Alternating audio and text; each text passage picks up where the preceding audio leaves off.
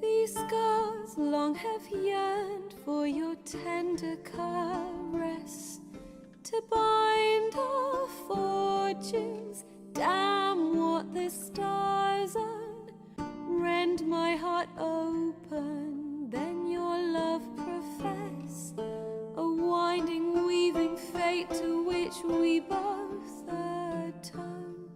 You flee, my dream come the morning, your scent, berries tart, lilac sweet, to dream of raven locks and twisted, stormy, of violet eyes glistening as you weep.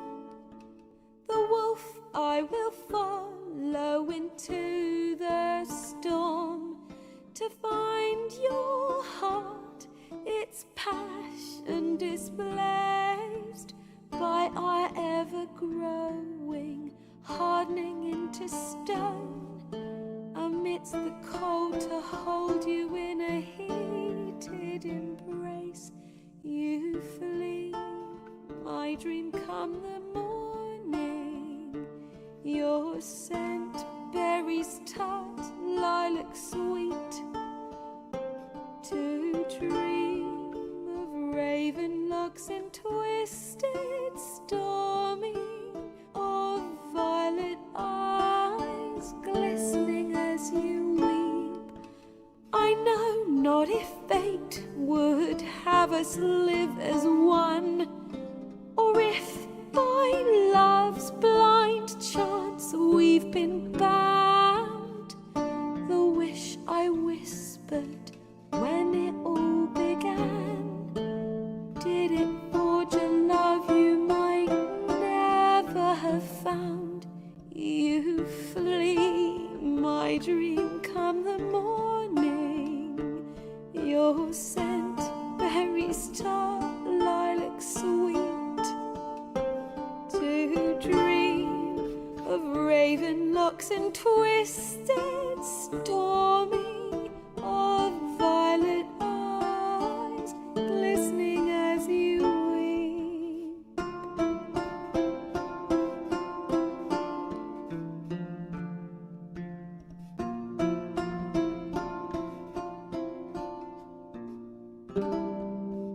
That's most definitely what's up. Hello, everyone. Welcome, welcome, welcome. Glad to have you for another stream in which we talk about stuff. For stuff is what should be discussed when there are things to talk about and such as that. Welcome. Oh, my bangs are freaking out. Freaking out just a little bit. How's everybody doing? I see Mr. CEO Kill. Thank you for the 5. I watched your Patreon video for Cyberpunk. Got me to play it again. Such a good game now. Yeah, in case you're not familiar, guys, members of Luke Stevens Live, members of the Patreon, all of those people get exclusive monthly videos. So if you are a member and you've not checked it out yet, go to Luke Stevens Live, the channel, check the community tab. There's like a little members only or members section on the section of the channel, whatever. And there's a link to an exclusive video that you guys get that nobody else gets. It's basically an I Tried revisit of Phantom Liberty in light of the Starfield Shattered Space DLC, just showing what a really good DLC is like and appreciating that after we got one of the most lackluster DLC releases in recent memory. I will say it's really freaking funny to me that people were freaking out so much when I came out on the first day and was like, yeah, it's not good. People like, oh, you crazy mother, like people lost their minds.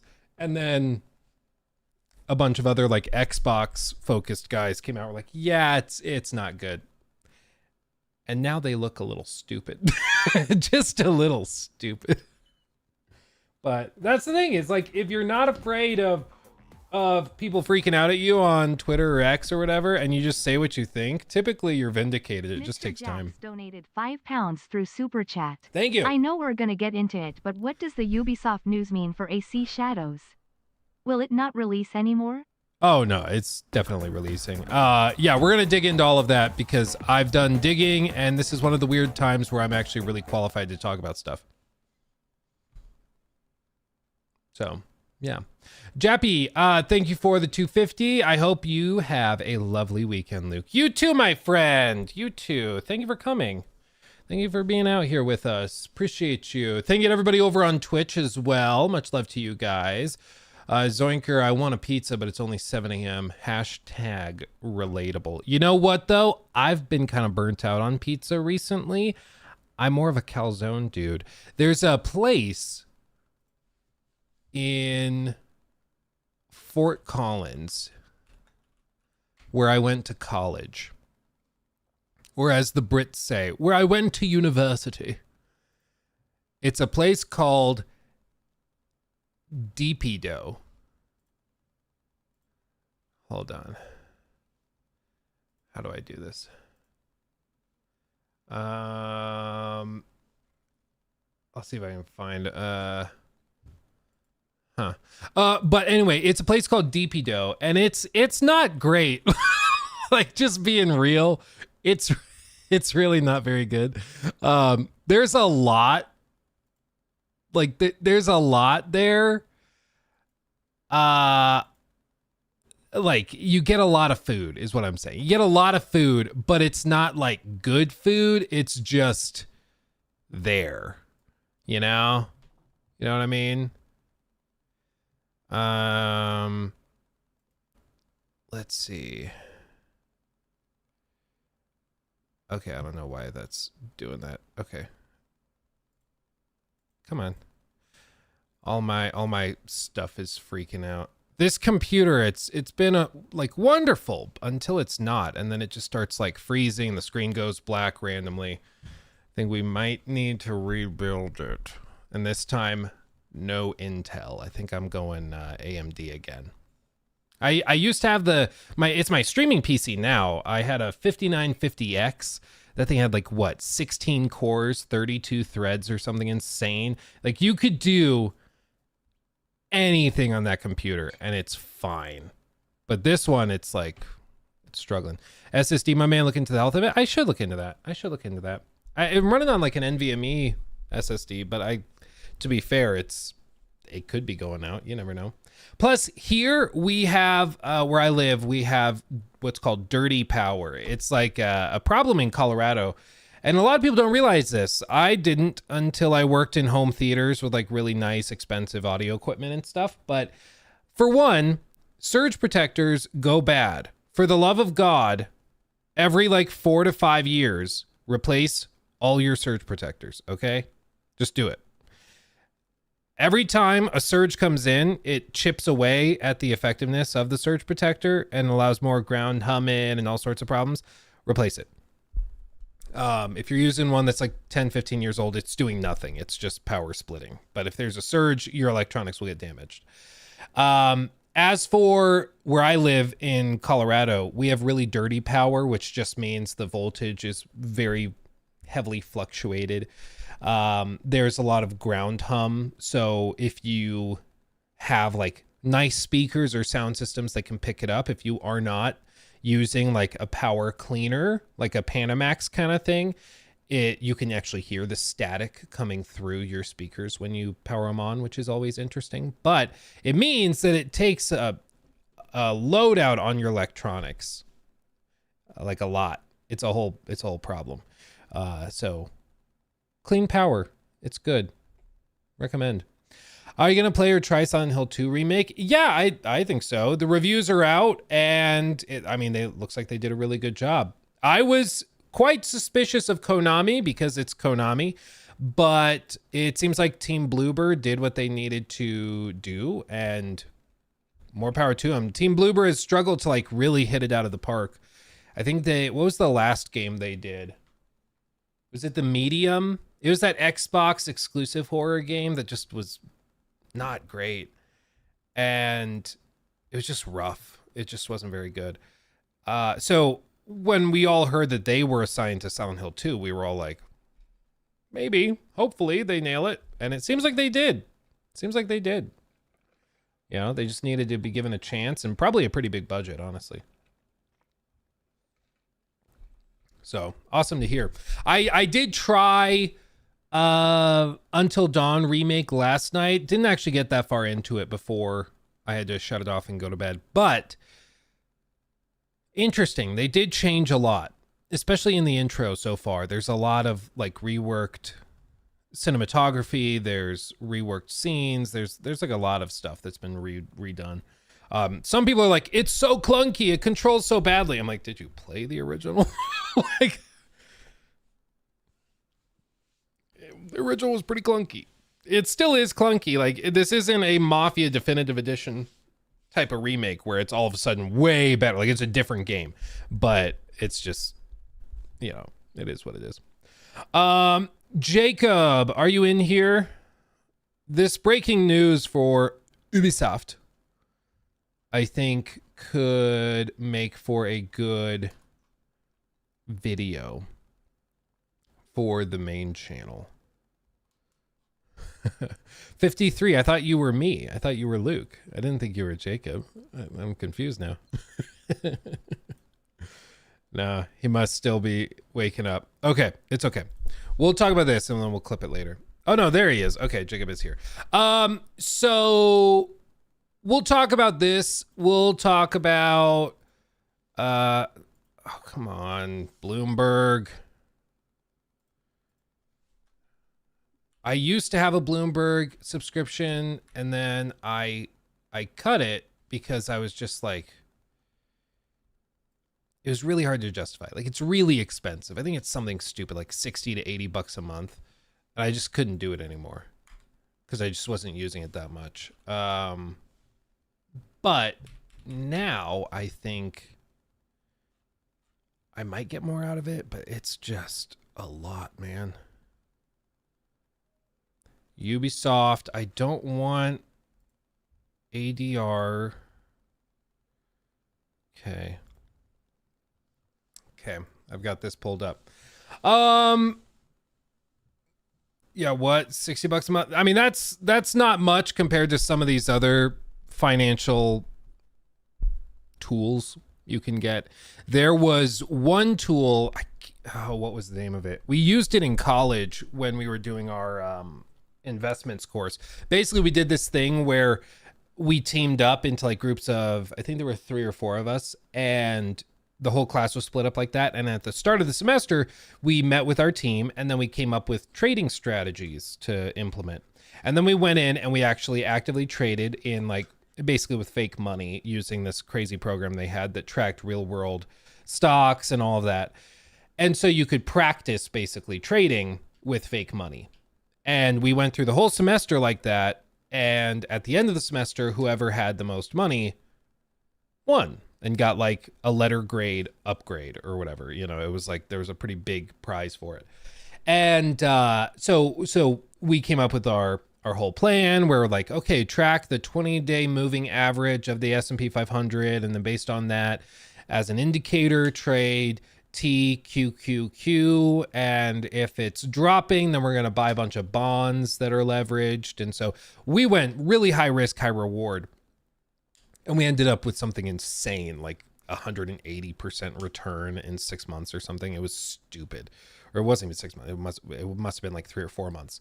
So my team, we clobbered everybody else and did very, very well. But as part of that whole thing, we had access to an algorithmic trading platform that allowed you to put rules in so you didn't have to manually trade stuff. And that thing is like $600 a month or something. It's like a lot. it's a lot. But the idea is you do it and you're making so much money. 600 is nothing because you're making 6,000 a month, you know, or 60,000 or 600,000. So it's not that big of a deal. But if you're an individual investor, it's like, doesn't make much sense. Doesn't make much sense. Anyway, I guess we should do this, right? Okay, and then Tencent stock. Let's pull this. This is also an ADR, but you know what? It's fine. It's fine. I'll put up with it. Okay. No, that's not what I want. Okay, never mind. I just FML. Screw it all. New segment. So we all know Ubisoft have been having problems, issues, dare I say, for a while. My stance as somebody who is, I don't know what else to call myself, but like an old school Assassin's Creed fan. I like AC Unity. I like AC Syndicate. I like Assassin's Creed 2. I like Brotherhood. Like, I like those games. Even games like Origins, because I'm a nerd for Ancient Egypt, I gobble that one up. And though I don't think Odyssey is a good Assassin's Creed game, I do think it's a pretty good open world adventure RPG. Having said all of that, though, even as a fan of the Assassin's Creed franchise historically, I've said for a long time, I have very little confidence in the management of Ubisoft. It seems like they kind of get on the right track, and the second they think they can start cutting corners, the executives start cutting corners. And to be clear, I'm not talking about the employees, like the individual employees or developers. I've met a lot of them. I've talked to a lot of them. They're lovely people. They're just people that want to make the best video games they can. They aren't happy about putting XP boosters in their games. They're not happy about $20 skins in their games. They're not happy about having to try to build something that's 200 hours long. Like, they would rather focus on intense quality, but it's the executive higher ups that kind of force what you would consider to be the Ubisoft staples, you know, that we all know and probably not love, but we all know. So I've said for a long time, I'm not confident in Ubisoft leadership. And in recent months and years, honestly, they have struggle bust to build any sort of momentum. Of course, we've all seen the charts. We've all heard it. Hold on, screen's black. Please hold. Turning it off and back on again. There we go. Voila. As we've all seen these charts, if we go back 5 years, you know, coming right out of lockdowns, Ubisoft was at all-time highs.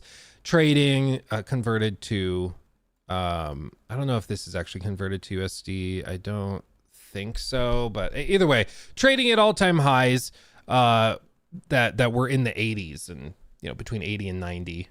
I think it's euros. I don't think this is converted, but regardless. And as you can see, this line has been going in a very particular direction. There's a technical term for this in stocks. And if you're not aware, I have a bachelor's in corporate finance, so I'm all too familiar with this stuff. But the term for this movement is down. This is bad. This makes us sad. Okay, that's what they've been doing for a long time. Okay, and the reason is pretty straightforward. They've not really had a lot of hits, like any hits, for years. Ubisoft had Assassin's Creed Valhalla, which popped off in 2020 into 2021, and I know a lot of us did not like that game. I made fun of it. I made a 3-hour critique. I called it a travesty of open world design. I'm not a fan of Valhalla. But having said that, a lot of people were. Over the last 12 months, I think Joe Raptor told us it's something like insane. It's like 30 million players have played Assassin's Creed games in the last 12 months. Now, that's across the whole portfolio. That includes Mirage, that includes Valhalla, that includes Odyssey, Origins, all of that. But 30 million unique players played Assassin's Creed games in the last 12 months. It's still a huge franchise, but the last time they really catered to the fan base was, at this point, almost 4 years ago. Now, we did have Mirage late last year, but that was a smaller kind of spin-off style game that was cheaper, tighter budget, meant to appeal to old school fans, and apparently it sold pretty well. It sold millions and millions of copies, but it was much tighter in scope, and it was not meant to appeal to the mainstream like the big open world games that their main studios do. And in the interim of this as well, they have had some successes. Rainbow Six is still printing money, but that's pretty much all they've had that's kept their company afloat, is Rainbow Six's success. And as Rainbow gets older, it becomes tougher and tougher to monetize that group of players. Somebody like Jinxie is doing the French Lord's work, keeping that game interesting for people, but eventually a game that's that old starts to wear thin on people. So Ubisoft has tried to do other live service things. Do you remember a live service game that was Rainbow Six adjacent? Do you remember this one? Extraction? You don't remember it? Exactly. Exactly. This was put together by Ubisoft Montreal. It was supposed to be an extraction game, and honestly, it's just not particularly good. Like, it feels like it was thrown together to try and capitalize on the Rainbow Six brand with something smaller as a little spin-off, and at this point I think it's pretty much dead as far as I'm aware. So not great. They've tried that. They of course had another live service game, Skull and Bones, which eventually would release to everybody's surprise, but that did not make its money back, we'll just say. And there's been a lot of other problems that they've had where they've just really struggled to nail it. They had Avatar Frontiers of Pandora late last year in early December. That, by most metrics, was not successful. I don't think they expected it to be. I don't think anybody did. It seems like they were hoping to get it out initially when the movie came out, when Avatar 2, whatever, Water, something or other, when that came out, and they had to delay it out of that range. I think it was delayed like a year. And it still was like, it had some quality polish issues, which should tell you how bad it was back when they originally were slated for release. So they missed the launch window, they missed the hype of Avatar, and I think that really, really hurt them. So I think they knew they weren't going to like have that pop off. After that, they also had Star Wars Outlaws, which was also, what did they say in their statements? They said it performed softer than expected or whatever. Sales were softer than expected. Based on reporting from Insider Gaming, they said it sold less than 1 million copies. And across my comment section, across social media, it seems like a lot of people are like, I'm not opposed to an open world Star Wars game. I just heard that it ran poorly and wasn't very like polished or ready for release. So I'm going to wait, and then I'm going to get it 80% off on Black Friday. Because why wouldn't you? Of course you're going to just wait and get it on deep sale, because all the Ubisoft games tend to go on deep sale like that. And so people just sat on the sidelines and waited. And that's to be expected, honestly. I think that that's a very rational decision. Even if you're interested in Star Wars Outlaws, yeah, it's pretty buggy and the AI is really bad. And until they fix that, yeah, just wait and you'll get it on a deep sale later. That's just a rational thing to do. And I think that this has been a real wake-up call for Ubisoft, where they are realizing that, as I said, this trend is bad.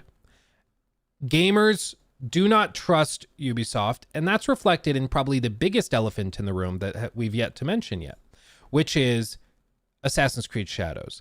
Now, if you've been living under a rock, congratulations. But separate to that, you might not be aware of the scandals that plague AC Shadows. It seems as though it is a game that should, in my opinion, have been a pretty, like, a straightforward layup. Like, even if it looked really good, and even if Yasuke was not a playable character, there still would have been the throngs of, like, Ghost of Tsushima fans that would be like, oh, but it's no Ghost of Tsushima, or I'll stick to Tsushima, please. You know, there would have been those comments regardless.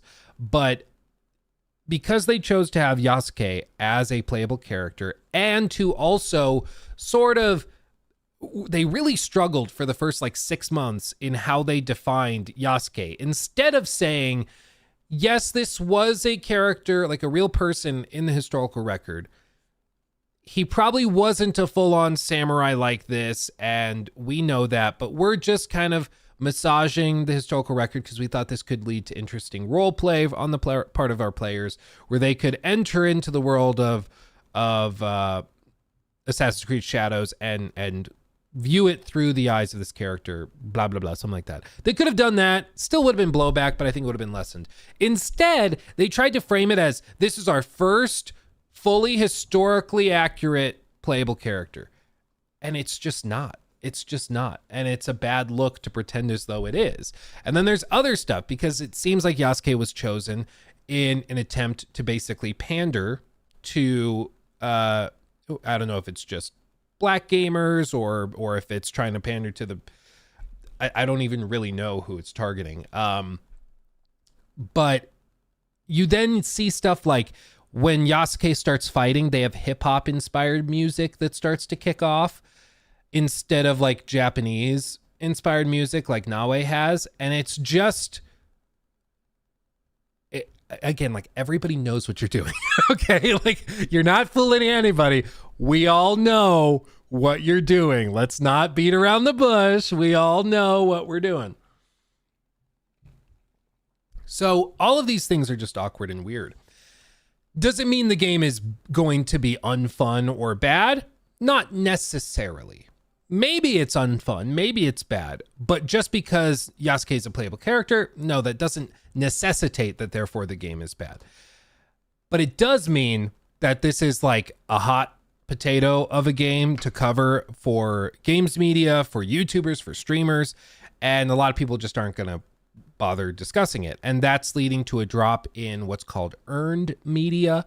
And that's really, really harming, I think, the marketing cycle for Shadows, because with any game, there is a certain expected amount of ad spend. So if like this is the amount of marketing volume and discourse we want to see, we're going to spend to get this amount.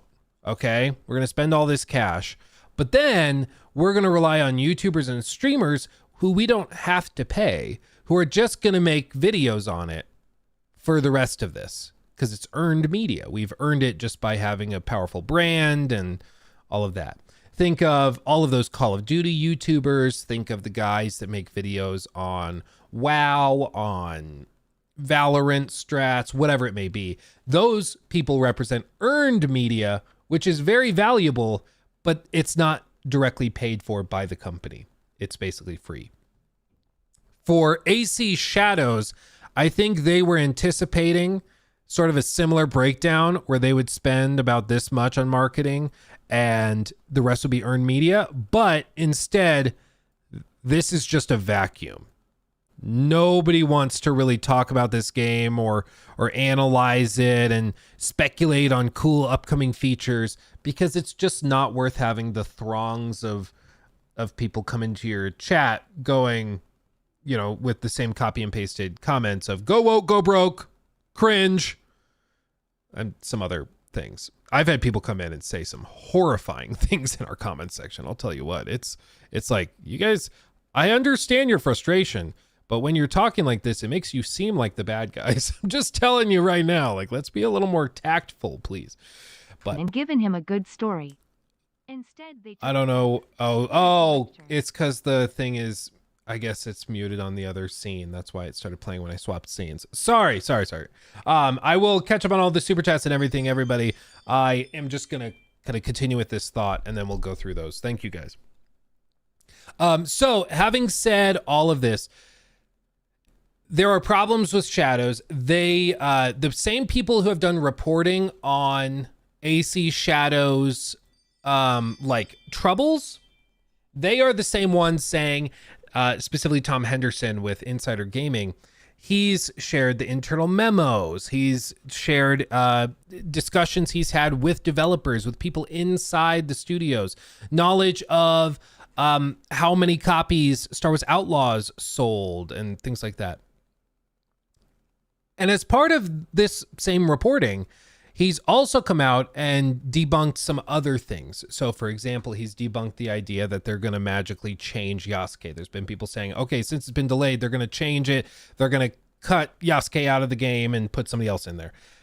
If you think that's happening, I'm just being real with you, you literally know nothing about game development. Okay, you cannot change a protagonist 3 months out from launch. Or 4 months out from launch. It just doesn't happen. You can't do that. Okay, it's impossible. So that was never going to happen. So he's been debunking that. In addition, other things he said is that those same people inside Ubisoft who are describing the disappointing sales of Star Wars Outlaws, they're also saying that pre-order numbers are relatively strong. Now, what that means, I don't really know. That could mean relative to a flop like Outlaws, the pre-order numbers are not bad. But that doesn't mean they're great. That doesn't mean they're good or even where they want them to be, okay? So it's a sort of a carefully chosen word. Just because they might be stronger compared to something else does not mean that they're good. But having said that, I think what we're seeing is an indication that Ubisoft sees some stats that are very worrisome. They have seen something that has pushed them to launch Star Wars or Assassin's Creed Shadows day one on Steam, which is something they've not done in years. They don't launch their stuff day one on Steam. Even a game that they had earlier this year that was very, very good, Prince of Persia: The Lost Crown, even that, they waited until a few weeks ago to launch it on Steam. Even though that, according to a lot of reviewers, is the best game Ubisoft has made in years. And they sat on that on their own launcher for ages, for some reason. So now, I mean, we know the reason. It's because they save money when you buy a copy through Ubisoft Play or Ubisoft Connect instead of through Steam, where Steam takes 30%. But to see them bring Shadows day one to Steam should tell you that they see something worrisome. They need to get this in front of as many people as possible. What I think is likely happening with this delay, though, is that they're probably going through and they're removing a lot of dialogue and maybe even a couple individual quests that might be seen as insensitive on the part of Yasuke. I think they're doing historical reviews where they're having people, historians, go through all of the architecture, all the artwork, everything that you see and hear in the game, verifying it's accurate, which is something that should have happened years ago, literally years ago. But apparently those historians were brought in much later in development because, again, it seems like this game was rushed and that they needed more time.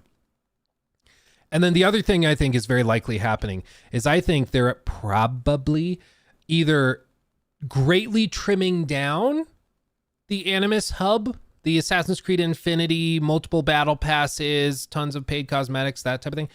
I think they're either totally trimming it down or they're actually postponing that and they're going to launch Shadows as a standalone game outside of the Animus hub because they just don't want to deal with that hot potato either. You know, I think they just don't want to mess with that. So I think that they're in panic mode. And the reason they're in panic mode, again, is because of this trend, which, as we discovered earlier in our analysis, is bad and makes us sad. Okay? So what's the breaking news? What's the big development? Reporting from Bloomberg. Tencent and the Guillemot family said to consider a buyout of Ubisoft. This is something that's been requested by multiple investment groups for it's like years at this point. Investors have not loved the Guillemot leadership for a long time. And they've been very frustrated with their development, with their choices in development, with their choices in management, blah, blah, blah. Now, just like a year or two ago, Tencent bought out 49% of the Guillemot family stake in Ubisoft. So the way that this works, because this is a time where I actually probably do need MS Paint because this is kind of vague. If you imagine Ubisoft, it's a pie. The Guillemot family owns a sliver of that pie, a pretty sizable chunk. I think it's like 30% of voting shares or 35% of voting shares, something like that. So the Guillemot family owns that.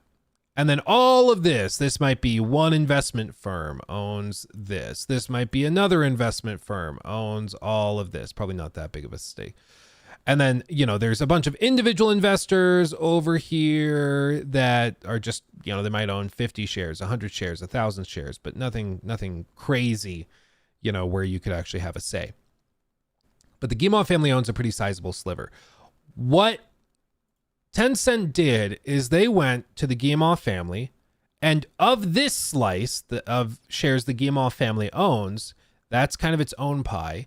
And what Tencent came in and did is they bought, I guess it would be like this. Boop. They bought 49% of that slice. So they made a holdings firm that owned this chunk of the pie. So this was owned not by just the family, but by a holding company that the family owns. And Tencent bought 49% of that, and the Guimauve family still owns 51% of it. In addition to that, the terms of the deal were that Tencent could not increase its stake in the company for, I believe it was 8 years from the time of the deal. And there were a bunch of other stipulations, basically just designed to prevent a buyout, a hostile takeover. But something has changed, obviously. And what's changed is this, okay? And so now Ubisoft's managing family is looking at this and they're saying, okay, we're in trouble.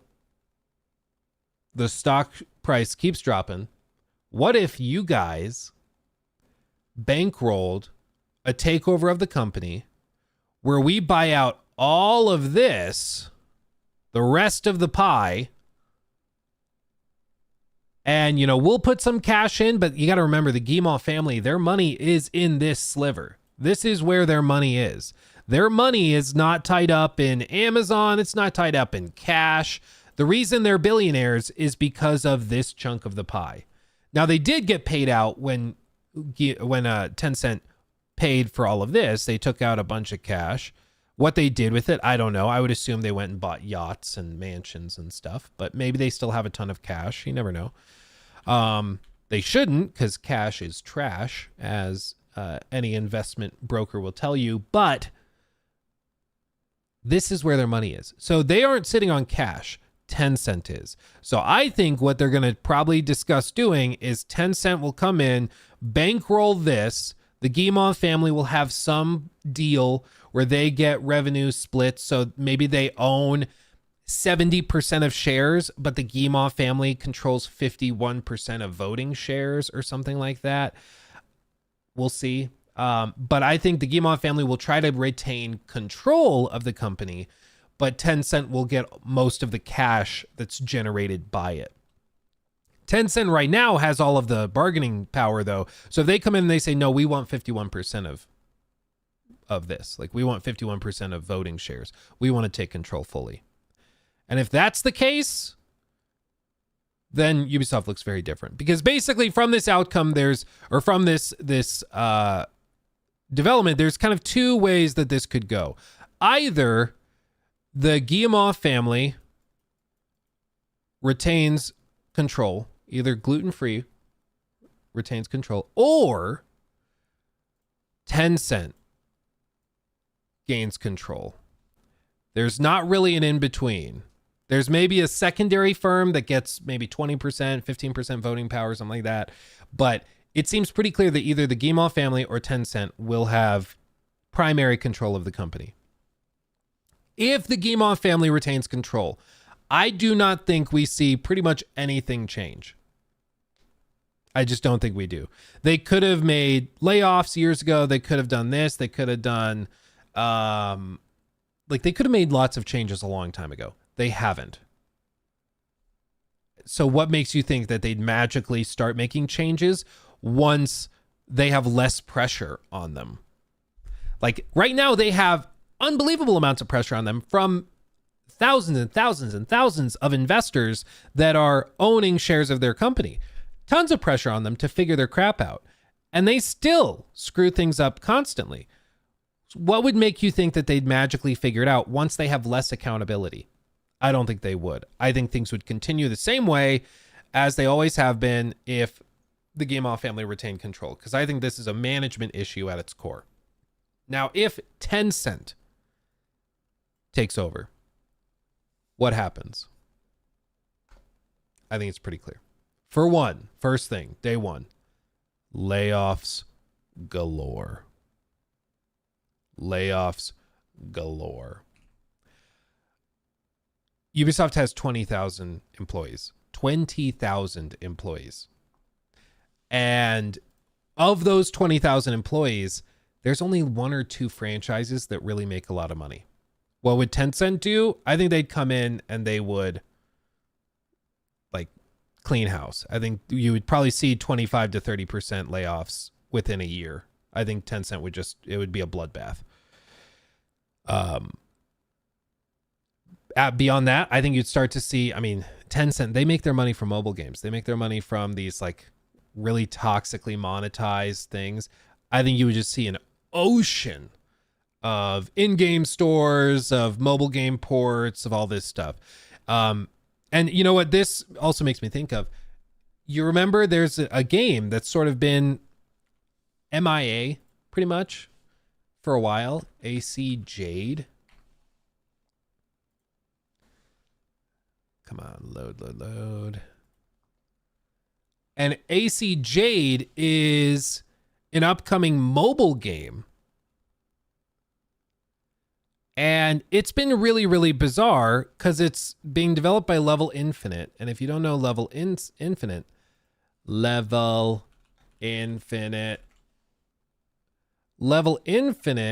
is, let me just do, yeah, well, it's launched by Tencent. It's owned by Tencent. So Tencent has been developing this mobile game that's missing, which is bizarre. Like, it's apparently pretty much done. They did play tests and everything, but they apparently took all the development staff away from this to work on a Fall Guys kind of clone that they sell and are very successful with in China, apparently. But the game's pretty much done. What I'm wondering is this. I think that they probably push this off because Ubisoft was going to make 20, 30% royalties on all of the microtransactions that were going to come from this. And honestly, I do think, based on what I've seen of the leaks of this game, I do think this thing would print money.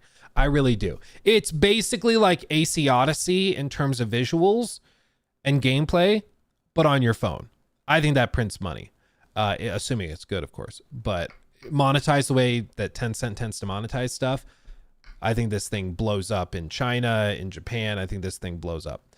Now, my question is, do you think Tencent has been looking at all this, seeing it coming, and like, we're just going to postpone it indefinitely?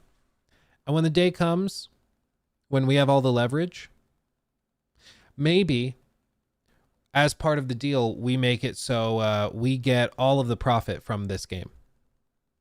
Or you only get a 3% royalty. Something really small. I think they go hard with that. I think Tencent right now could not be happier. I really think they couldn't be happier because right now they have all of the power. They have Ubisoft desperate and they hold all the solutions. And so now they're sitting on a game, which I think probably they know is going to print money. And for some reason, they've taken like the whole development staff off of it.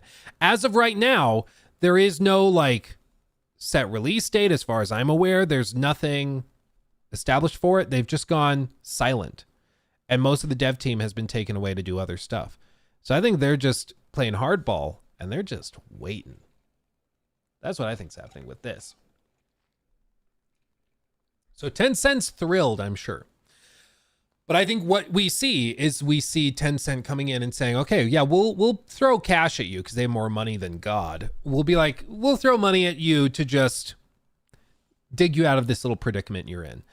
And in exchange, we want a 50-50 stake, and we don't want to suffer the penalties and royalties with our Assassin's Creed mobile games and stuff. And they're like, okay, so be it. Hostile takeover. They can't do a hostile takeover. That's what Ubisoft established with their agreement when Tencent bought out part of the holding firm. with the Guimond brothers. And that is because, like I said, they were limited when they did this, that they couldn't increase their stake in the company for 8 years. There were a bunch of other stipulations with it. And so Tencent can't go from this, where they own this little sliver of the Guimond family holdings. They can't go and start buying up all of this themselves. But they could throw cash into this pie to make it bigger. And then this Guimond family holdings firm would buy out what they need to buy out. And honestly, the rest of the company, I don't think would be resistant. A hostile takeover just means that like the board of directors doesn't want to go along with it, that the stakeholders don't want it, but you do it anyways. You buy the company anyways. With this, like everybody that owns any shares of Ubisoft, they're livid. Because again, if you bought at any time in the last 5 years, you lost a lot of money if you're holding it. Whether you bought here, whether you bought here, certainly if you bought here or here or here or here or here or here or here, you're losing money. Because again, this trajectory shows current leadership doesn't know what they're doing. So if you have a chance to get out for more than you got now, why not? Prior to today, the stocks were trading at like $10 or 10 euros a share. With a buyout, the buyout offer probably comes in at like 15. Most analysts assume that if the company were run properly today, it'll be worth somewhere around 25 based on what they currently have. Number of employees, based on profitability, all of that. The reason it's all the way down where it is now is because people have so little confidence in leadership. But if you look at actual cash flows, if you value it just in a bubble, eliminating the concerns over leadership, it should be worth probably 20 to 25 euros a share. But anyway, so to actually go through this, they say deliberations come after fall in game developers' share price. Tencent and the Guimond family hold minority stakes in the French firm. Tencent Holdings Limited, Ubisoft, they're considering options, including a potential buyout of the French video game developer after it lost more than half its market value this year. Woof. The Chinese tech company and Guimond Brothers Limited have been speaking with advisors to help explore ways to stabilize Ubisoft and bolster its value. The people said, asked not to be identified, discussing a private matter. One of the possibilities being discussed would involve teaming up to take the company private, according to the people. Ubisoft share rose as much as 33% in Paris on Friday following the Bloomberg News report, the steepest gain since the company's 1996 initial public offering. They saw the biggest jump since they were initially offered publicly, when they said we might be bought out, we might go public. It's a little funny. It's a little funny.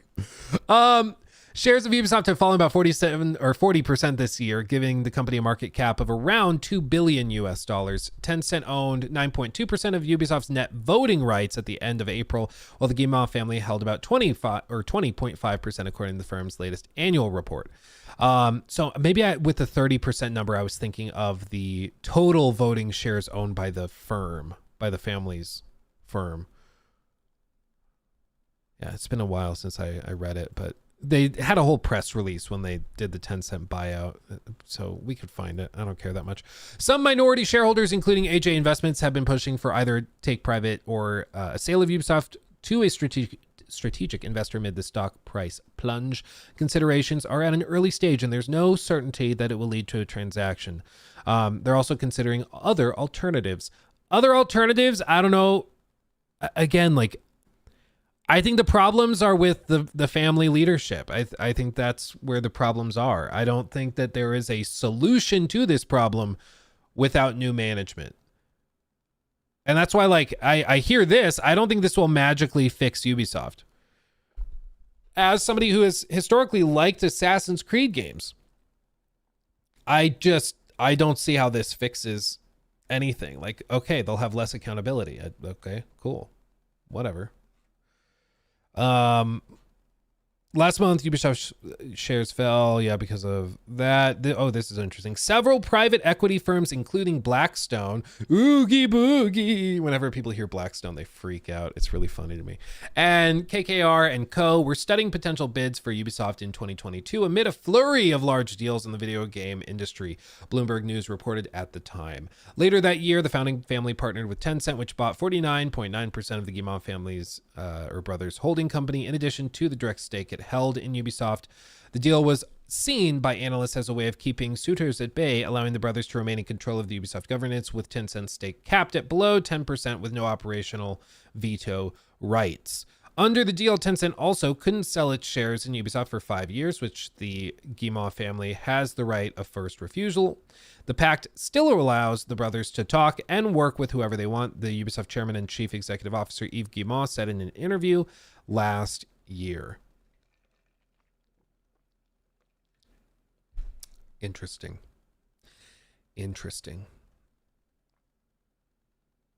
I mean, what I think would probably be best, let's talk about, let's shift gears, okay? Let's shift gears. What is best case scenario for Ubisoft? Like, I know people meme, people joke, people are like, oh, Ubisoft deserves to die, blah, blah, blah. That's not helpful. And I know we're memeing. It's just also a little stupid. But like, what is the best case scenario? What actually could result in Ubisoft figuring their crap out and kind of will start making consistently good games again?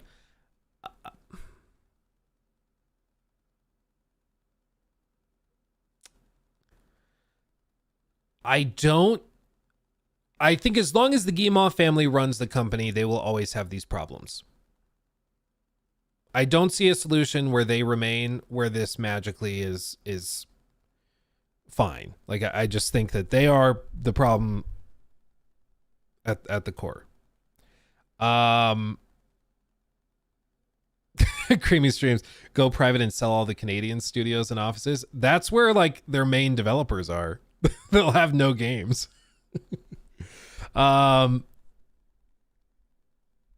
So like, I don't think being bought out by Xbox is a solution, because obviously I think at this point in time, we have not seen Xbox consistently deliver high quality games. They may occasionally get lucky with something that pops off, but they'll have one really good game and then a disaster, and then a good game, then a disaster, then an okay game, then a disaster. Like, until they can consistently do it like PlayStation with first party single player games, I just don't know. I don't want to put much confidence there. But, I mean,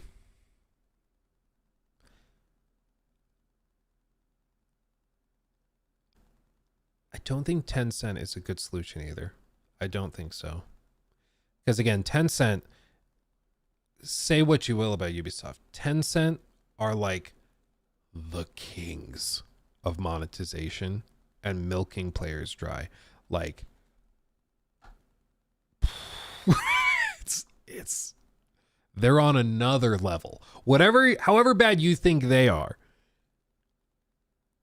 Tencent is way higher. Okay, like, and if you don't think so or don't realize that, I encourage you, just go look up some Tencent games and how they function. You'll be like, oh god.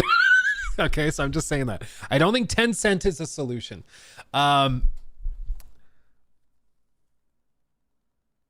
I mean, maybe even Take-Two has been selling stuff off. Oh no, Take-Two bought out Gearbox. Maybe Take-Two could take them up. Like, right now, they're very cheap. This is what you have to remember. You know, people are saying in chat, who would want to buy Ubisoft? Here's what you have to understand. Like, whether you played or not is sort of separate from the point. Rainbow Six is very valuable as a game, as a franchise, and the player base is very valuable. Assassin's Creed is a massive franchise. Again, whether you play it or not, the numbers are very clear that the franchise is worth a lot. When they have a game that connects with players, that gives them what they want in that franchise, the game makes $1 billion, like Valhalla did. So when they can nail the game, these brands are big enough, these IP are big enough that they can make tons of money with it. But It's that consistent quality that's the question. And I think the consistent quality is a result of issues within management, not an issue with the developers. Okay. And I that's why I always just, I don't take people seriously who are like, nope, shut them all down, fire everybody, you know, or people that question the intents of the developers, because developers are working their asses off. They're doing the best work they possibly can. These decisions are made by people who don't play games, people who are disconnected and out of touch. They're the ones that make the choices where you all have phones, don't you? Or no, just buy the XP boost or buy the microtransaction that tells you where all the treasures are. And, you know, those are the people that make the bad decisions. So I just don't know what the solution is, other than just new management or other people coming in, and I don't know. It's some people are like, just have Yves Guillemot retire, and he eventually will, I'm sure. But the thing is, it's not just Yves Guillemot as the CEO, it's the Guillemot family. Like, they have nephews and cousins and brothers and sisters all working within the upper echelons of the company. Like, you get rid of Yves, sure, whatever, but I'm not confident that the rest of the family is like in disagreement with him. I'm guessing they all agree with him broadly on how to run the company, even though it's clearly not working.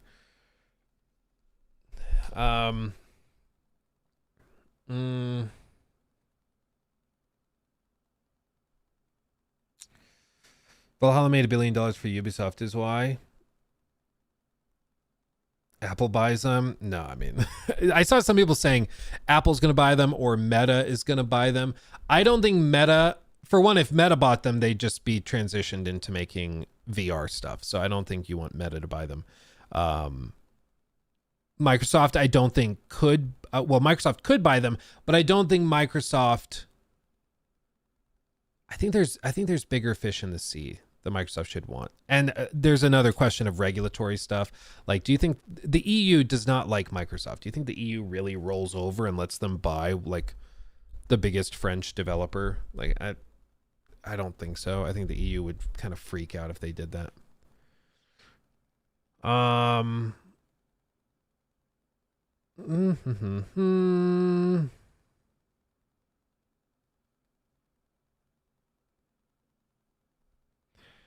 Let's see. Someone said Sony should have bought Ubisoft instead of Bungie. I mean, Bungie has just lost the money. So at the very least, if they bought Ubisoft, they could potentially have made some money. But that's the pretty remarkable thing about that Bungie acquisition, just to remember, which is pretty amazing. Bungie was $3 billion, right? Like, they spent $3 billion on Bungie. And so far, they have made like nothing. They've lost money. They've said they've been in the red, is what they said. So they've lost money during that time. So they spent $3 billion and they've lost. So honestly, like, total, maybe I should go like this. So all told, like, they were hoping we're going to start down here, having spent $3 billion, but over time you'll make money and your expansions will do well for Destiny, and then we'll start making money, and then this is all profit, right? Instead, they started down here and have just stayed. And so they're just at net negative $3 billion at this point. With Ubisoft, if they bought them today, they would start at like minus $2 billion. But Ubisoft does generate cash. It's just like at $2 billion, honestly, they're undervalued for what they provide. So I think Ubisoft actually could turn a profit, much more likely than Bungie. Now, Bungie, if Marathon takes off, Bungie will see like this. I mean, if Marathon is big, live service stuff explodes with money. But in hindsight, yeah, I think Ubisoft would have been a better purchase as of today than Bungie. Bungie hasn't made them a penny. So anyway.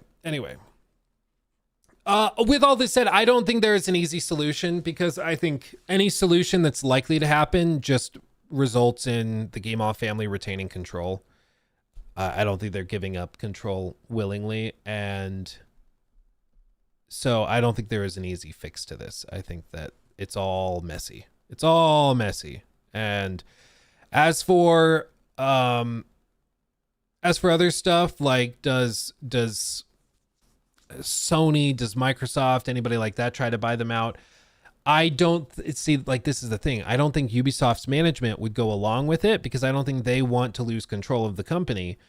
So I think they would say no to Phil Spencer, and then it would kickstart, if Phil really wants it, a hostile takeover. And a hostile takeover is just a messy, messy thing. And typically it doesn't happen in like, it results in brand damage. It's just not something you want to do if you can avoid it. And so I just don't think that that is super likely. It could happen, but I don't think it's super likely. But yeah, anyway, Ubisoft is just a mess right now. The shares are up 30% as a result of this. They halted trading because, you know, again, it's up at 14. Buyout offers probably come between $15 and $18, or euros rather, a share, because even that's a pretty hefty discount on what the company's really worth. But yeah, I don't think there's an easy solution to this. I think the Guillemot family knows that, but I think that looking at other stuff going on like AC Jade, I have a feeling Tencent's prepped to play a little dirty to get what they want and to just throw cash at the problem. And we'll see if that actually does anything. But I think if we fast forward the clocks a year, I think it's still going to be the same kind of problems. And then as for the like AC Shadows thing, I don't foresee like a magical comeback. I mean, if the game is really good, if it's just a really high quality game and people connect with it, it'll do well over time. I still don't think it has like a crazy successful launch. I don't think it sells 10 million copies in a week. I think it struggles at least to start, but I think they know that, which is part of why the panic is there. They probably lay off a shit ton of people. Well, Taylor, like, that's what investors have been begging for a long time at Ubisoft. Agree with it or not, but that's what investors have been begging for, because they're too big, frankly, for what they do. But we'll see if they ever do it. I don't think so. I don't think they want to. Okay, let's shift gears. Ready? Let's shift gears. Let me catch up on these super chats, and then I want to talk about a Valve engineer who talked about using ChatGPT for deadlock. People are gonna freak out. Let's see. Let's see. Yeah, as for Mr. Jax, that super chat earlier, what will this mean for AC Shadows? Nothing. These conversations are happening much higher up. So I think the game will still launch. I think there's less impact on AC Shadows with these discussions than there would be on like AC Jade, which I think is probably going to actually take a more central part in the discussions. Jabby, let's see, lovely weekend. Yes, you have a lovely weekend too, my friend. Logan, let's please not kid ourselves. AC Shadows is going to blow. If we're lucky. It's okay, I'm a child. The Chaz, thank you for the 5. UB could have loosely based it off him and given him a good story. Instead, they took X/Twitter to lecture. Yeah, I think it's just across the board they handled it fairly poorly. Let's just say that. And it's just, I use this analogy with Joe Raptor on the podcast. When you have a negative reputation with gamers, when they come in and they're looking for reasons to be upset with you, you cannot give them ammunition. Like, stop. Just shut your mouth and just make a good game and put it out there. And then maybe over time you can win back some goodwill. But it seems like they are just committed to intentionally making these decisions that just give everybody cannons and howitzers. And it's just like, stop. You're just hurting yourself at this point. It's like the same thing with like that Snow White movie with Rachel Zegler or whatever her name is. Zegler. And she, like, whatever you think of her politics is kind of irrelevant. She has got to be one of the least charismatic people on the planet. Like, she opens her mouth and you just don't want to give her money, you know? And yet they keep letting her do interviews. They keep letting her give ammunition to the people who are already upset with the project from the outset. And it's like, why are you doing that? Like, you're just actively, like, hurting yourself. Stop it. Like, just stop. It just drives me crazy, man. And with Ubisoft, it's the same thing. Like, stop giving everybody ammunition to be upset with you. They're going to be upset with you even if you do everything right. So don't give them ammunition doing things wrong to get them even more upset. It's the danger with a lot of these guys is they're like, well, people are going to be upset anyway, so let's just really go for it and push the boundary. With like in-game shops, with cosmetics, all this. They're going to be upset anyway, so let's just really send it. And that's a bad philosophy to have. I think that's a bad philosophy to have.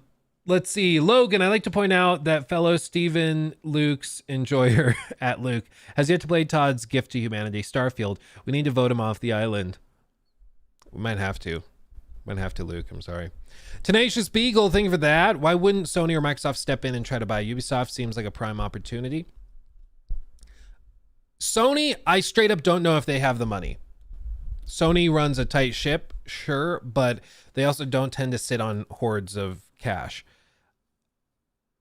Microsoft is basically just one giant floating island of cash. And I do think that given their previous strategies of buying out companies with big IP, I do think it would make sense for Microsoft to do it. But like, I think Microsoft is going to target further acquisitions. I just think right now they can target Ubisoft, or they could look at other companies like a Focus Entertainment, or they could target trying to buy up more of Embracer Group or this or that. Like, I think that we would see them targeting other options because they could try to buy out Ubisoft, but like, again, I just am not sure if the EU is going to go with it. For some reason, the EU is more chill with Tencent buying up their companies than it is with Microsoft buying them up, which is really bizarre, but what are you going to do? So I'm sure they're considering it. I'm sure that's a meeting they're having, but I think Microsoft right now is probably more interested in stuff like Square Enix to widen their like Japanese and Eastern portfolio, but we'll see. We'll see. Blake, thank you for that too. I don't think Xbox would be allowed to buy Ubisoft. Yeah, I think regulators would freak out. They might still be able to overcome that challenge through the courts as they did with the FTC with Activision Blizzard, but it's a headache for sure. Judson Watkins, thank you for the 5. Maybe Capcom. It seems like they've been doing all right. If they had sell the Tom Clancy IP, should go to Squad, Ready or Not developer. Oh, like Capcom would buy them out? I just don't think Capcom's interested in their IP. I think they just make such different games that to transition them would be a headache. And the other part of this is you got to remember Ubisoft's, most of their developers, they have developers all over the world, but most of their big studios are in like French speaking Canada or France. Like, it's a French company. And when you buy the company out, all of the management, all the employees, all of the internal documentation, like everything is in French. All the developers are French. And if you're a Japanese company, like that's a hurdle to consider, you know, if you're a Japanese company, if you're a German company, if you're a Russian company, like you got to factor that in. It is another layer of managerial headache to consider. Sacre bleu. Indeed. Bonjour. Oh man. Let's see. The Once and Future Jake, thank you for the 5. Is it possible Ubisoft delayed because Veilguard is getting such good press now and how bug free it is? From what we've seen, maybe they raised the bar. Maybe. I mean, I'm sure that didn't help. I'm sure previews being so positive for Veilguard kind of stressed them out. But the reporting from like Insider Gaming is that developers at Ubisoft Quebec, they have been begging for a delay for months. for like a year, really. I mean, they've known it needed more time for a long time. And I think that maybe Ubisoft saw the soft sales of Outlaws and went, okay, maybe they were right. Sacre bleu. You know, maybe that's what they did, is they just realized, okay, maybe the developers know what they're talking about when it comes to the game. Maybe. Who knows? So I'm sure it didn't, the Veilguard previews being so good, I'm sure that didn't help, but I think that this was informed by a lot of other stuff. I think it's mainly Star Wars Outlaws not doing well. So yeah, it's a good question though. 'Cause I like the way you're thinking. Chaz, thank you for the 2. What about Nintendo? Nintendo buying them up? Again, I just don't think it's the kind of studio or kind of company that Nintendo is interested in. I just don't think it's what they want. Luke, the allegations are true. I will send 16 Hail Todds for forgiveness. Good. Everybody, praise be to Todd. Yes, praise be. May Todd be with you and also with you. That's what we do.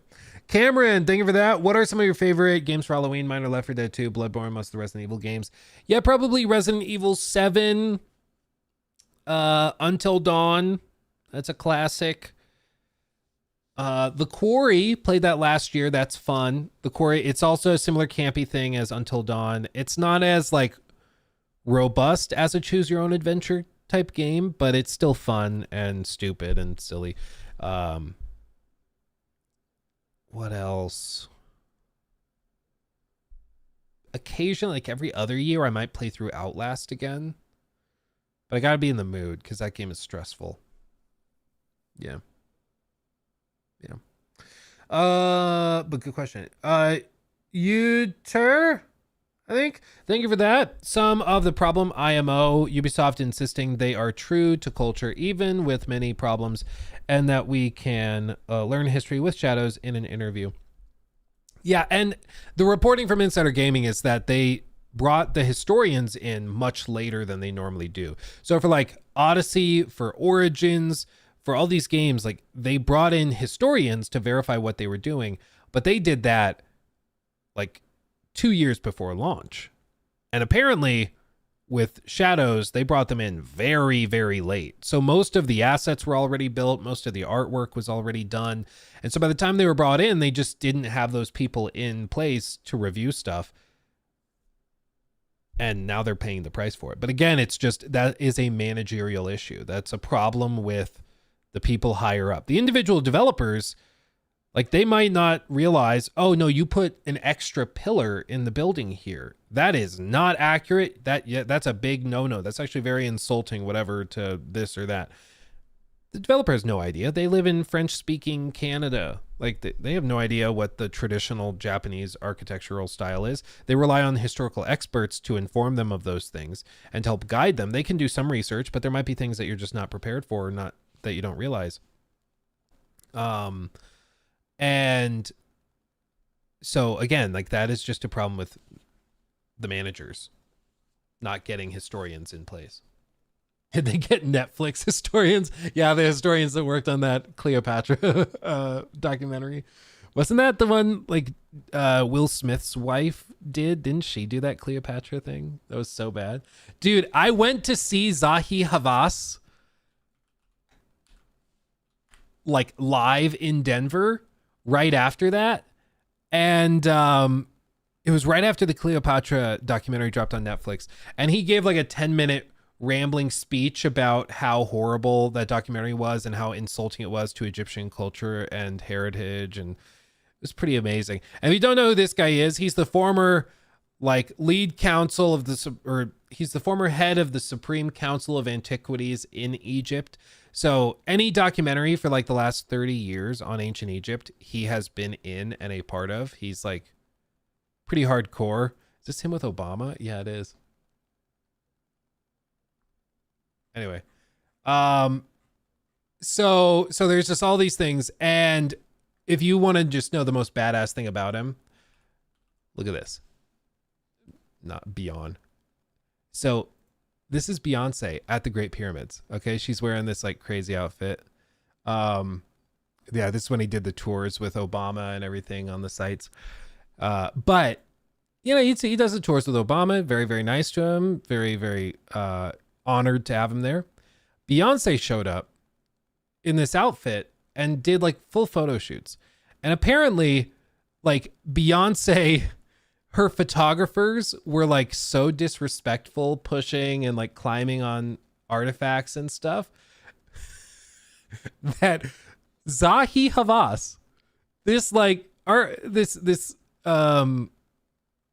archaeologist, he banned Beyonce from the Great Pyramid Complex forever.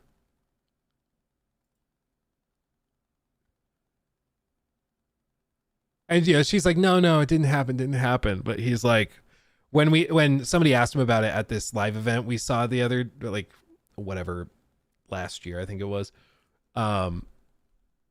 he just didn't really say anything about it, but he was like, you need to respect our customs. That's it. I brought a photographer and she also had a photographer and a guard. When my photographer started to shoot, he said, no, stop. I am the one who says yes or no, not you. I said, in that case, since you almost hit my photographer and you are not polite, out. I am not giving you the privilege of having you on my tour. I said, Beyonce was stupid and I left. Like, what dude? It's just like, Beyonce's stupid, get out. Like, he kicked her out, dude. What a goat. What a goat. Oh man, he's amazing. He's amazing. So yeah, Zahi Havas, if you have not bought any of his books or anything, do, because he's a Chad. I'll tell you what, it's amazing. Oh man. But anyway, how did I even get on Zahi Havas? Oh, the Cleopatra documentary, blah blah. Yeah, okay. I realize. Every once in a while, I'm like, where did I, like, how did we even get there? Tiger, thank you for that. Hi, Luke. I'm curious to hear your opinion. Do you think a lot of people would buy The Witcher for day one? I imagine a lot of people will be hesitant because of Cyberpunk. Maybe there will be some, but I think Phantom Liberty did a lot to assuage concerns. And I fully expect that they're going to have a very different marketing approach for whatever the next Witcher game is. I think they'll do a lot more previews. I think they'll do more hands-on stuff. I think that they'll try to win people over. I've spoken to some of the people who are over there and have worked in their marketing teams, and they're all like, yep, we are not going to be making those mistakes again. So they seem very aware of it. So I think at the very least they'll try to win people over. And I mean, I think they'll probably take a similar approach to what BioWare is doing with the Veilguard, where they are trying really, really hard to win people over. And they're going to try hard to instill confidence and all of that, which is exactly what they should do. Mr. Miggs, thank you for subbing with Prime over on Twitch. Thank you, my friend. And Spider-Man Kush, thank you for subbing with Prime as well. Appreciate you. Thank you.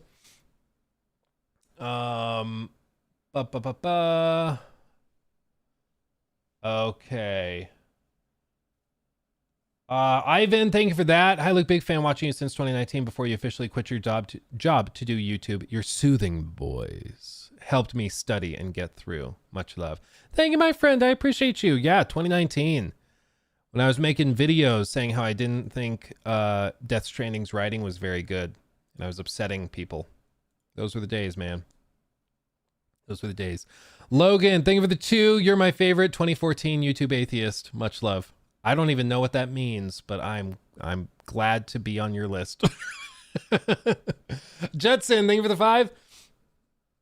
Just you wait when the Diddy list comes out and who went to those parties. We will be laughing the downfall of Hollywood and the music industry. Yeah, I mean, Diddy, I think, knew everybody. Again, just go back and watch that frickin' South Park video where Satan is throwing the party in hell. And I wonder what year that was. South Park episode Diddy Party. Season 11, episode 13. Season 11. What year was that? Season 11, 2007. And it was episode 11, they said. No, that can't be right.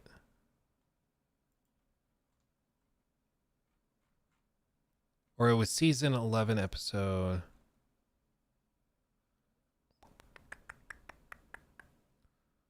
No, I don't think it's that season. You guys know what I'm talking about? 2006? You guys know what I'm talking about? You think of the movie? Maybe, I don't think it's the movie. It's the episode specifically when Satan is throwing the party in hell and he keeps coming up with things he wants to do. And he's like, no, Diddy's doing that at his party. And then Satan has the whole line where he's like, damn it, what didn't Diddy do? And the whole joke is that all the horrible things that Satan wants to do at his party, Diddy already has done it. It's like Diddy was ahead of Satan. Like they did it. They did that in a funny, like, cartoon episode at least like 15 years ago. Diddy did it. Diddy did it. Is it season 10? Season 10.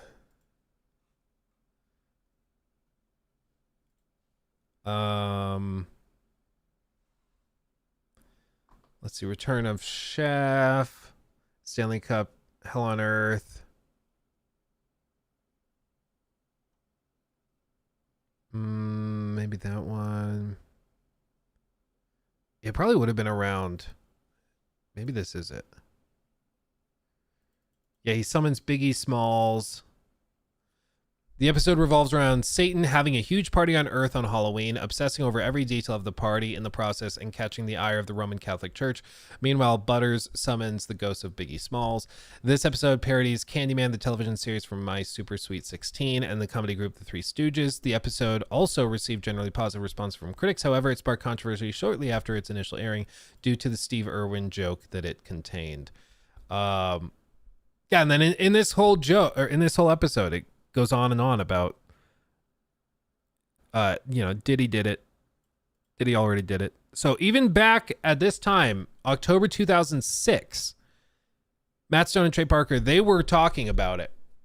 They knew he was doing insane stuff. The whole joke is that Diddy already did everything Satan wants to do at his party. They knew. Like, lots of people knew.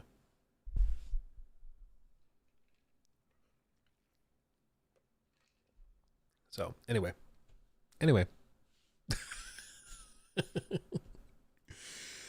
Okay, let's talk about this. I think, did I catch up? I think I did catch up. Pimp Maestro, thank you for subbing with Prime, by the way, my friend.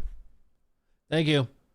After Steve Irwin died, because they did a joke where he showed up without a costume. Oh, that's right, Katie Cat.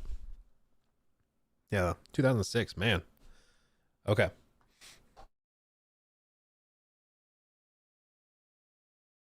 Okay. I saw this story, I guess, new segment. I saw this story. I just thought it was interesting, so I thought I would share it with you guys. A Valve engineer says that he used ChatGPT to find a new matchmaking algorithm for Deadlock, and it's actually being used in the game today. Now, AI naturally, whenever it's brought up in the context of video game development, immediately people start freaking out. But I think it's important to specify clearly what's being referred to when we say AI tools. Because in this case, it's probably not what you're thinking. When you first read this, you might think, oh, so that he had ChatGPT like write and design an algorithm that they use in Deadlock, therefore like putting coding or putting programmers out of jobs and that type of thing. No. What he used it is basically for like a super advanced form of Google. And so what he did is he went in, and I'm going to try to read this. I don't understand half the words he uses in this query, but this is what he asked ChatGPT. Is there a bipartite matching algorithm where one side expresses preferences in terms of a score? In the stable marriages algorithm, both sides have a preference list. I want an algorithm where only one side has any preferences, but they are expressed as a score, and some preferences may have the same score. The best matching would be the one that minimizes the total score across all matches.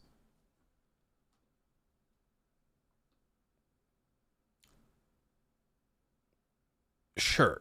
Got it. Somebody's going to explain it.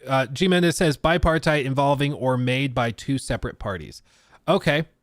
Yeah, everybody's just like, oh, my head already. Just the question, much less the answer, is giving me a headache.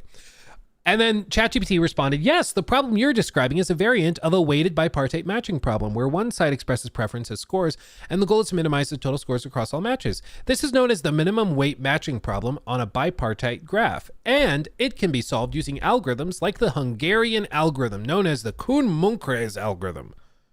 What? So then he looked it up. Let's just try this. So Hungarian algorithm, okay? Hungarian algorithm. Let's see if we can try to understand this, okay? The Hungarian method is a combinatorial optimization algorithm that solves the assignment problem in polynomial time and which anticipated later primal dual methods. It was developed and published in 1955 by Harold Kuhn, who gave it the name Hungarian method because the algorithm was largely based on the earlier works of two Hungarian mathematicians. Okay. So in this simple example, there are three workers, Alice, Bob, and Carol. One of them has to clean the bathroom, another sweep the floors, and the third one washes the windows, but they each demand different pay for the various tasks. The problem is to find the lowest cost way to assign the jobs. The problem can be represented in a matrix of the costs of the workers doing the jobs. For example, Alice, Bob, Carol listed on the left, and then the tasks on the top, and then the pricing listed out here. The Hungarian method, which when applied to the above table, would give the minimum cost. This is $15 achieved by having Alice clean the bathroom, Carol sweep the floors, and Bob wash the windows. This can be confirmed using brute force, where you can combine them all. And then this is it written out. Everybody brace. Oh God, it hurts my head. It's been too long since I took a math class where they use this many letters. You know math's getting serious when they start using symbols that aren't on your keyboard. I'll tell you what. And then this is the code for the algorithm that you can use here. So as you can see, they actually were able to use ChatGPT to discover that a mathematician had already solved this problem that he had discovered. Okay. And this is what's kind of interesting, because the term AI is so broad now that people lose their minds whenever they hear it. But you have to be more specific, because AI is just a catch-all term because it gets investors hard, let's be honest. And so you got to be specific, because some people, when they hear AI use in video game development, they think of something like DALL-E or Midjourney, or like an image generator to replace concept artists, for example. So, we don't need concept artists anymore. We can just put stuff into Chat or into Midjourney or DALL-E or whatever, and it'll generate images that do what we need it to do. That upsets people because they feel like it's kind of a two-pronged thing. On the one hand, you're putting artists out of work and you're removing the human element out of art, which is kind of the point. Totally valid point. And then the second prong of it is that those algorithms are often trained on data which was potentially acquired in less than ethical ways. Sometimes it might be through, like, I think there was one of them that bought access to the whatever the photo company is that has all those, like, really, I can't remember, Getty Images, Getty Hub, whatever that is. They bought access to that database and then trained the algorithm on that. So in that case, it's ethically sourced because they did it in a legal way. They paid the company that owns the rights to the images to train this bot to be able to replicate them. So there's multiple reasons to be upset about it. But beyond that, then there's another side of the AI discussion where it's like, the AI can replace programmers, where you can have something like ChatGPT write out code to put into your video game to make it, I guess, save time and be able to downsize and get rid of employees. That also upsets people because you're laying people off in the development of video games using AI tools and stuff like that. But then there's this, which there was that survey that came out, I think late last year, earlier this year, where something like 30%, they might even have it listed. It was like, 31% of game developers were already using generative AI in some way in game development. 31%. And people lost their minds because like, oh God, they're already using it and all this stuff. So we can tell like the writing is bad. We can tell like, sometimes I'm sure that's the case, but I think most developers are probably using it like this, where it's just basically a super advanced version of Google. It's basically all it is. And I haven't heard good arguments for why this should be disallowed. Even some people, I think they have another quote here. Let's see. Yeah, this person said, I'm kind of conflicted because it is often replacing asking questions to another human in real life, or at least tweeting it out to the virtual brain trust. I guess this is good, the whole point, but it's just another way for computers to replace human interaction. And I do think that this is interesting. You know, I do understand the concern. My general approach is that progress happens and technological advancement happens whether you're comfortable with it or not. It just happens. So I'd rather us find ways to manage it, regulate it in intelligent ways instead of trying to just shut it down. Because you could shut down OpenAI or something, but then they're just going to move to China and China will welcome them with open arms. So like it's going to happen regardless. Okay. It's going to happen. And so I think that these tools are amazing. I think they're extremely powerful and they get better at such an insane rate. It's frankly mind-boggling. Okay. It's insane how good these algorithms are already, and they're getting even better. Like what's a really bizarre, what's a question we could ask it that's like pretty advanced? Because the new algorithm can reason, they say. So what is like, maybe we ask it the trolley problem or something. Should we do that? I'm just trying to think of something that we could do where they might need to reason their way to a conclusion. Let's see, maybe... Should we just copy and paste over the trolley problem and see what it does?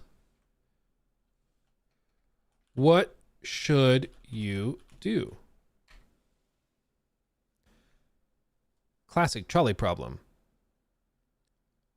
Ethical analysis. Deontological ethics or Kantianism. Virtue ethics. Dude. It's like, yeah, well, depending on whether you want to evaluate it based on deontological ethics or if you want to pursue virtue ethics, we can figure that out. If you really prefer consequentialism, we can evaluate it this way, and this is how we go.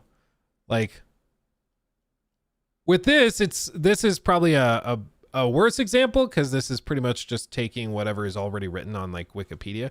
So what's something, I'm trying to think of something we could ask it to reason. Oh, the Turing test? Or should we ask it something like this? Oh,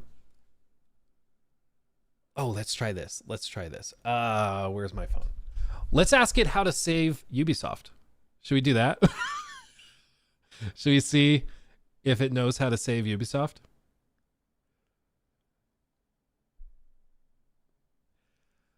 Let's say there is a French video game developer who for the last 5 years has seen a steady decrease in share price, continued flopped projects, and has struggled to instill confidence with their consumers that they're able to deliver high quality products. At this point, their stock price is at a near all-time low, and there are calls for them to be taken private, even though the controlling family only owns about 30% of voting shares. They have 20,000 employees, and most analysts estimate that they need a 50% reduction in workforce to be profitable. What would be a reasonable course of action for the executive team to pursue to improve the company's standing with shareholders and their customers? Then let's just see what what it does. Send. Okay. Thinking. Evaluating workforce reduction, ensuring accuracy, evaluating company strategies, highlighting this. Thought for 11 seconds. Let me see if I can pull it up on the big screen. Let me refresh. Yeah, here. It thought for 11 seconds. This was its thought process. To address the company's declining performance and restore confidence among shareholders and customers, the executive team should consider implementing a comprehensive turnaround strategy that encompasses the following actions: operational restructuring, efficiency audits, workforce optimization, cost management, focus on core competencies, product quality enhancement, customer engagement, and brand rebuilding. Be transparent in communication, marketing campaigns, targeted marketing initiatives to reshape the brand image and highlight commitments to quality first and foremost, strategic partnerships and alliances, financial reassessments, leadership and governance changes. Yeah, executive team, assess the performance of leadership team and make changes if necessary to bring in fresh perspectives. Fresh perspectives? At Ubisoft? Are you crazy? And then let's say, can you elaborate on point number 7 and give clear, maybe standards they should be graded against? Thinking.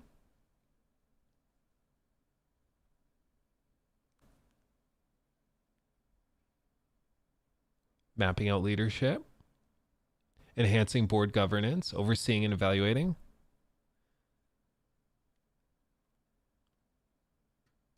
And then it just gives out what they think they should have to do. Uh-oh. People are going to freak out. Oh no. Look at that. Watch out, Eve. ChatGPT's coming for you. So anyway, the point with all this, I kind of lost track of what we were trying to do. It's a blur. The point is that these tools are extremely powerful and they can greatly increase efficiency in the workplace, but they don't necessarily replace every person. They might just reduce the number of people needed to complete certain tasks. And I think that that's why people are understandably worried, because without a doubt, these things will put people out of work. Like, these tools will. But so have computers, so have cars, so have like literally any piece of technological advancement you can think of. It's put people out of work.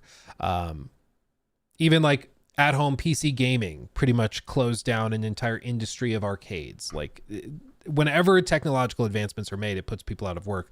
So I think we should be more cautious with it. We should be aware of those sensitivities. But I also think it's better for the world in general to embrace progress and find ways to work with it instead of trying to fight against it, because it's going to happen no matter what. So it's kind of like you can fight the sinking ship or you can try to find a life preserver. Anyway. AI will run Ubisoft. What's hilarious is that it probably would do a better job. You notice how ChatGPT was focused on like quality first and foremost, ensuring clear communication with customers. Like, I think ChatGPT unironically would do a better job of running Ubisoft than Ubisoft's current management, which I think is hilarious. Oh man. Okay. Let's shift gears again real quick. Try the drowning child expanding circle. What is that? That sounds like something that's going to get me on a list. Is that an ethical problem? What is the child drowning expanding circle ethical problem?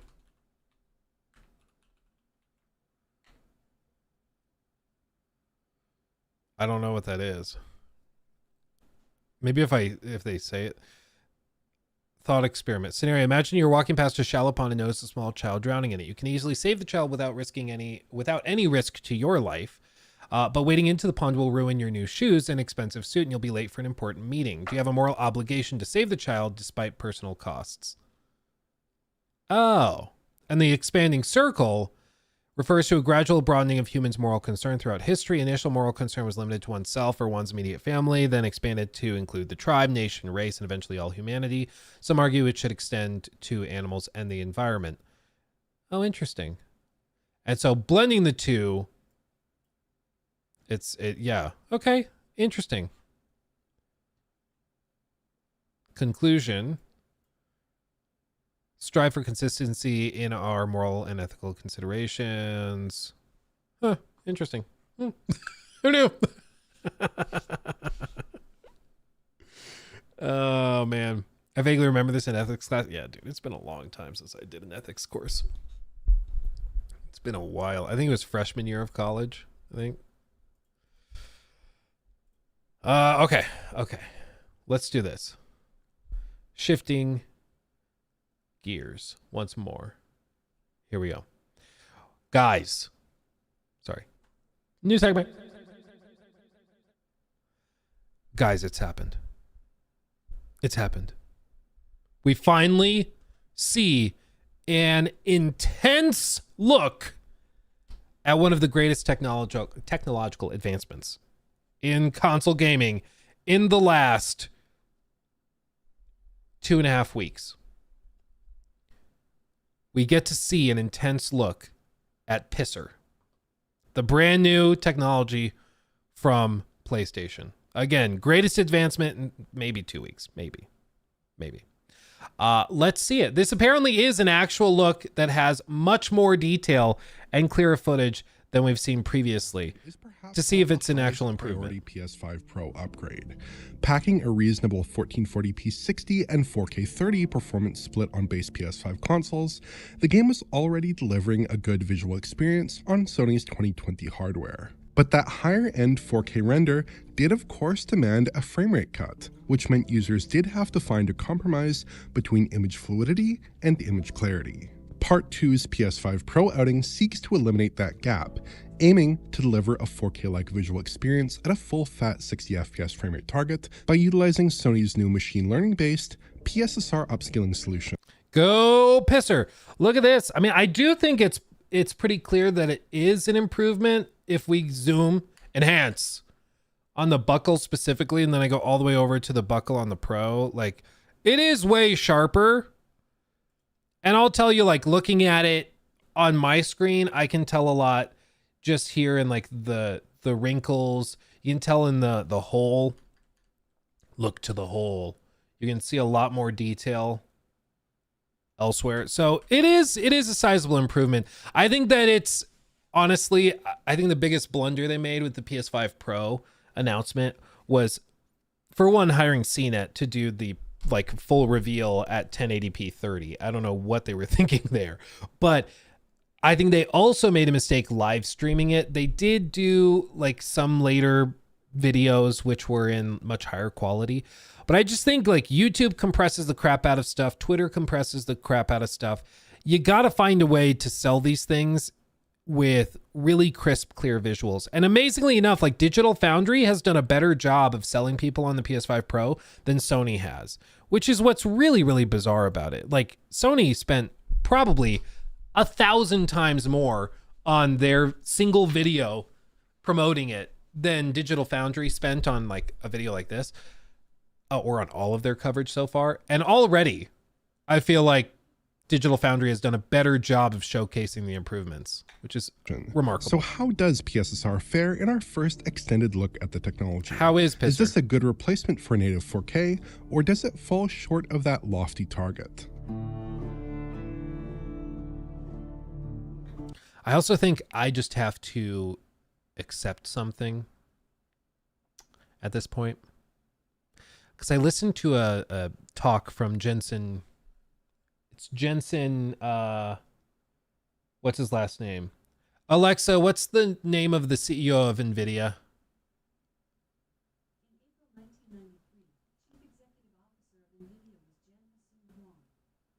Alexa, stop.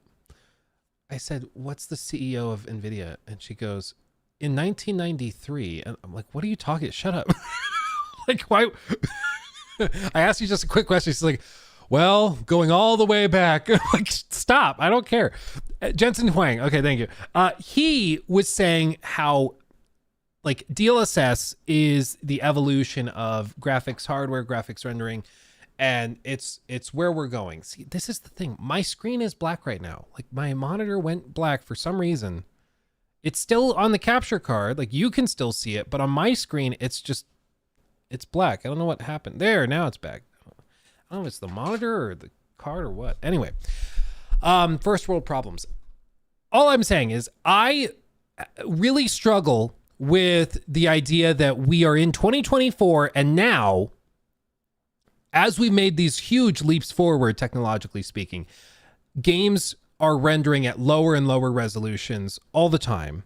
And it feels like graphically they might get a little bit better, but it feels like there's just huge steps backwards with some of this. Because again, like with the PS4 Pro, stuff was rendering at like 1440p. Okay, so like if this is a 16:9 frame, 1080p is a quarter of it. Okay, so 1080p. 1440p is like, I don't know what the exact percentage is, but it's a good bit more. 1440p, and then 4K is the full amount. 8K would be, insane. 8K is like 4K is a quarter of it. So 8K is like this. This is why 8K is insane. Like, nobody needs 8K. Anyway, but with this, like, this was the standard in maybe 2014, 2015. 1080p is what stuff rendered at. The Xbox One rendered at 900p, but the PS4 pretty consistently would do 1080. And then PS4 Pro did 1440p, and then it would do checkerboard upscaling to hit 4K for modern TVs. Better, but at least it was targeting that 1440p, generally speaking. Now we're in 2024, like a full decade has passed almost. I think the PS4 Pro was 2016 is when it launched. And it feels like you would think we would just move up to 4K, and this is where we would render now. And we'd be talking about checkerboarding to 8K or something if you were insane and thought that was a good idea.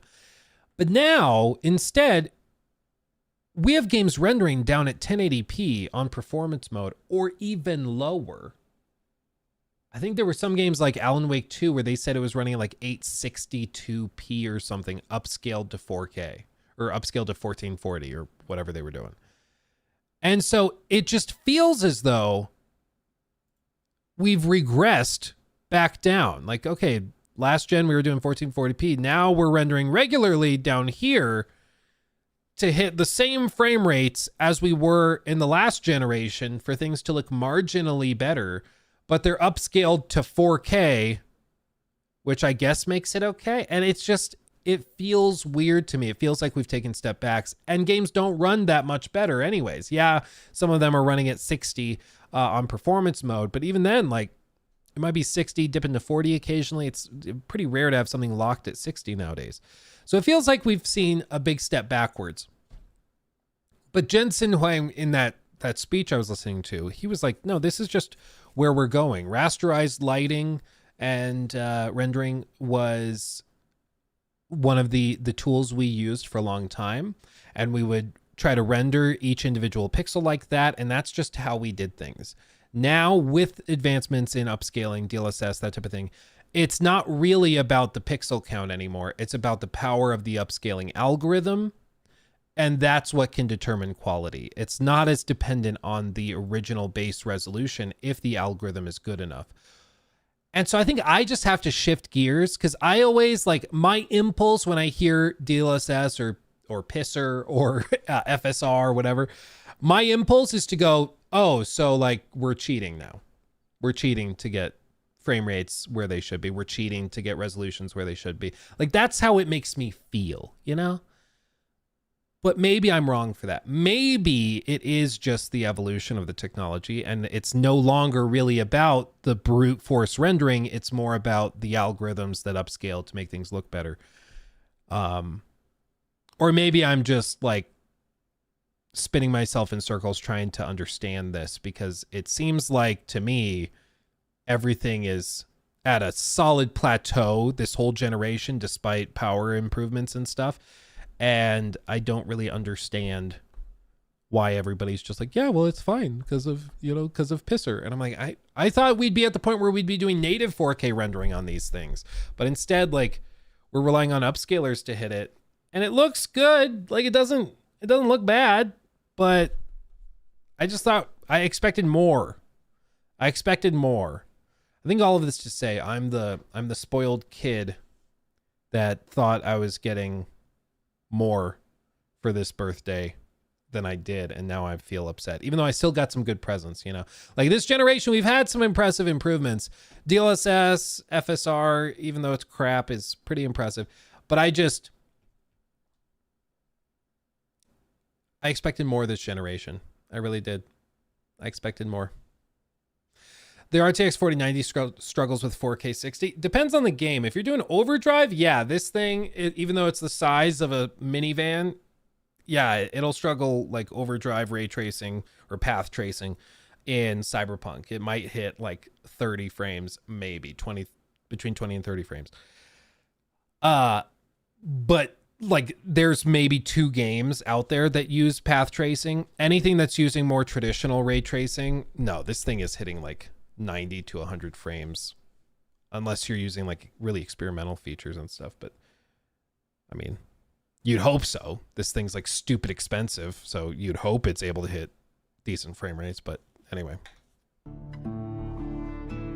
Luke, Developer complaining Naughty segment Dog over. is refreshingly open about the basic rendering setup in this update. The new Pro mode on PS5 Pro consoles delivers a 4K final image with PSSR upsampling. Oh, wait, okay. So the initial pitch of the PS4 or PS5 Pro was like, we're removing the need for performance options because you won't need to pick between lower resolution, higher frame rate, or higher frame rate, lower resolution. We'll just give you the Pro setting and it does everything better. But with this, like, they still do have the option. So I guess you can choose it if you really care. But fidelity, favor resolution, over frame rate, rendered and output at 4K, 30 FPS, performance rendered at 1440p, output upscaled 4K, 1440p, depending on video output, console settings, targeting 60. And then the Pro setting is enhanced rendering on PS5 Pro, rendered at 1440p, then output at 4K with Pisser super resolution, targeting 60. So it just seems it says enhanced rendering, but wouldn't it just be fidelity mode? I don't know. It seems confusing. I appreciate the transparency, just saying what it renders at, but still. Enigma just became a member at the no one should choose this tier. That's, again, no one should choose that. That's insane. That's insane. Thank you, my friend. Appreciate you. That's very generous. Thank you, my friend. Very, very generous. Corey, thank you for the 5. Here's £5. Please delete MS Paint and buy a whiteboard so these lectures feel official, Professor Stevens. Or I'll get like a piece of paper and a crayon. Maybe I do that. That's awesome. Yeah, again, thank you guys. Very generous. Thank you. Mike, thank you also for the 10. Hey, Luke, I've revisited games I haven't finished, Ghost and Death Stranding. Having fun with Ghost, but Death Stranding's gameplay is not hitting for me because I work full-time in assembly. Lifting boxes is my day. It's a little too close to home. That's funny. Yeah, Death Stranding is one of those games where for me, it was kind of an acquired taste. I still don't I don't know if I'd be able to do another playthrough where I just sit down and go through the whole game again. It's one of those games I boop into every couple months when it's a rainy day or snowy day and I just want to vibe and chill. I'll do that. But I don't know if I could do a full playthrough again. We'll see if Death Stranding 2 is better, but for me it's one of those things almost like a fine wine. I couldn't drink it all day, but I appreciate it when I do drink it, you know? Know what I mean? Dwight, thank you for the 5. How many more generations can GPUs keep leaping in performance before dies can't shrink anymore? I mean, a lot of us thought we were at the limit already, like 5 years ago, and now they keep doing it. So who knows? But I think that's why they're looking for other efficiency improvements, like vertical stacking of compute units, and they're doing things like, of course, algorithmic enhancements and improvements. So they're doing all sorts of crazy stuff. The people that are designing these chips are way, way smarter than any of us will ever be. And we should just accept that and give in to our mathematical overlords, because they are way smarter than all of us combined. From a 1440p internal resolution at a full 60 frames per second. That means we're looking at a new rendering option that superficially seems similar to the old performance mode, with the same internal rendering resolution and framerate target. So most image quality differences here should come down to that new reconstruction method. In side-by-sides, the PSSR upscale is delivering a lot of extra image detail relative to the old 1440p render. The difference...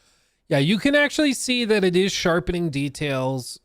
I don't know if it's adding as much. I mean, even here, I guess you could say there's some specks in the snow that are visible that are not visible on the left frame in the base render. You can also see the sort of aliased, this like this sort of line, jagged line, line, jagged line, line, jagged line, line, jagged line. That's aliasing. But in the right with Pisser turned on, that's not a thing at all. So it's completely eliminating that. I also forgot how aggressive the chromatic aberration is in The Last of Us Part 2. Man. Difference can be surprisingly stark at times, like with the fine textures and water droplets on Abby's backpack here, which are rendered with much more detail on Pro. The Last of Us Part 2 has some very nice art assets, and PSSR exposes a lot of texture detail that's obscured on the base machine. Doesn't it also kind of make you appreciate, with a game like this, like how far ahead of its time the assets were for this game? Like, a lot of developers, if they know that the game is only going to render on this hardware at this resolution, so players are never going to see that much detail in these assets, so why bother putting that much effort into them? Like, they just do whatever the minimum is. Like, you don't need to go beyond what you need to do. Like, that's just a waste of time. Just do what you need to do. But with this, like, it's pretty impressive that there's so much detail in the assets, unless he's suggesting that the upscaler is actually adding detail to the assets. I'm not sure if that's the case, but I guess he did say most of the improvements would be visible on the super sampling side of things. It's also doing a good job of avoiding moire patterns on fine texture detail, which is very good for an upsampling solution. Texture art in oblique angles also resolves more clearly, though I believe anisotropic filtering settings are unchanged. Geometric edges also look quite a bit sharper. And yeah, again, like PlayStation, why are you not hiring these guys? These comparisons, way more convincing than anything PlayStation's put out. Look at the detail differences in the hair. Like, just this comparison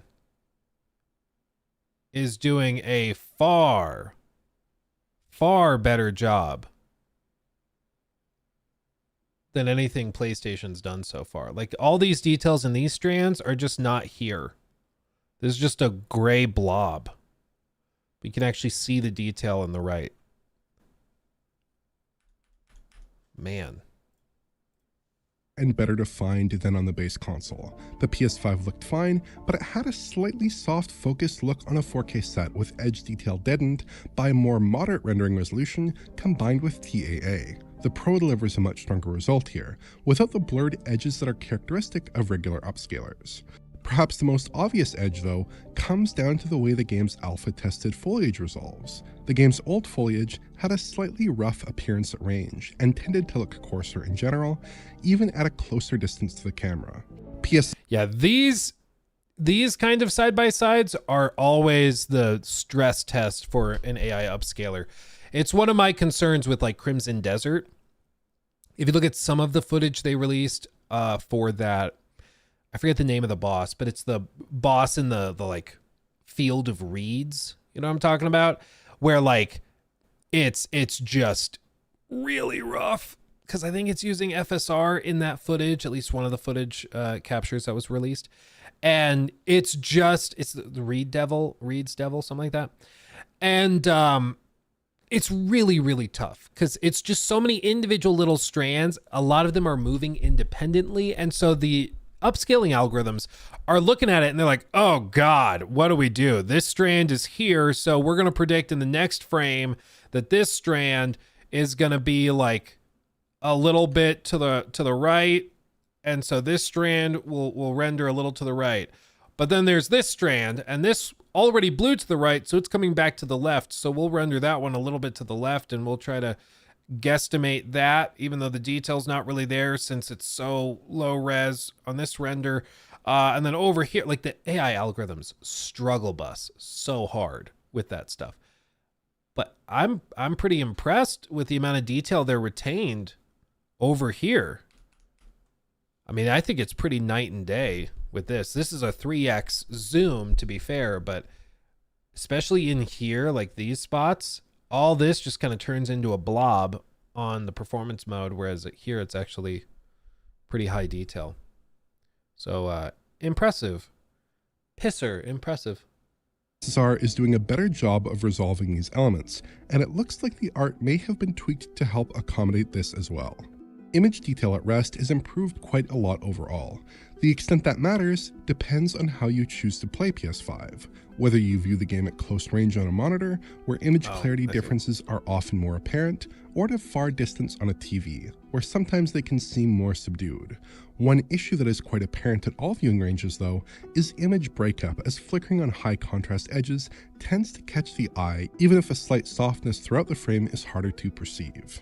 Here the Pro delivers pretty solid results. Pushing forward through the scene tends to cause quite a lot of image breakup on the regular console, as you can observe the appearance of aliasing over many frames, but the Pro is substantially better. Foliage in particular sees a big bump, with slight AI upscale artifacts and a bit of blur proving preferable to the aliasing that was dominant before. In some instances, we find similar breakup across both machines, like with the strings here, but PS5 Pro is typically giving us a lot more image detail as a trade-off. Other typical pain points for temporal AA techniques tend to fare reasonably well here. Hair appears a bit less dithered, and resolves with more detail. Screen space reflections often appear more temporally stable here and coherent, though I did note a small visual bug in this scene, and puddles sometimes reveal additional checkerboard-like SSR artifacts. Ooh, gross. Ooh, stinky. Look at that. This was also a thing with Black Myth Wukong. They used FSR, I believe, with FSR frame generation and everything. And if you pause that footage at any point, you could see these kind of checkerboarded artifacts all over the place in that game. All over the place. I can't wait for Naughty Dog's next game to be used in the marketing for PS6 Pro. Yeah, PS6 Pro, when it release, when their next game releases, like next month, they're just somebody in the background. Hey, this game you're using to sell this console in the year 2032, which unironically may actually be when the PS6 Pro comes out, 2032, 2033, something like that. This game you're using to sell it launched like a decade ago. What are we doing? Shut up!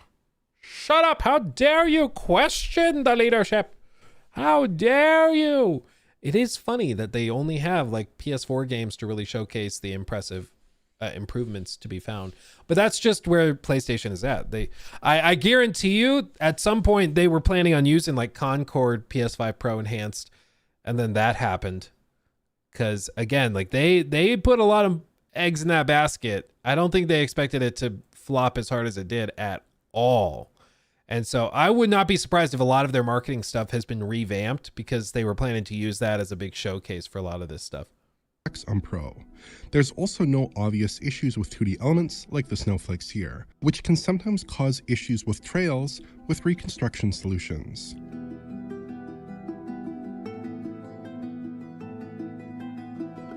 The comparison with performance mode perhaps flatters the Pro a little bit, because the baseline expectation is that the Pro should be delivering a better image. But what about the PS5's fidelity mode, which offers a full 4K image with TAA at a default 30 FPS? This is I mean, I guess there's two ways of looking at the Pro depending on how you play from the outset. Like, if you always play at 60 frames, if you always turn on performance mode, then the Pro does actually give a huge quality leap over what you're used to, because you're used to 60 frames, pretty rough visually, but now you get really solid visuals at your 60 frame rate. With the Pro, if you are somebody that plays on fidelity mode all the time and you're just looking to buy the Pro, the only real enhancement is going to be added frame rates, is my understanding right now.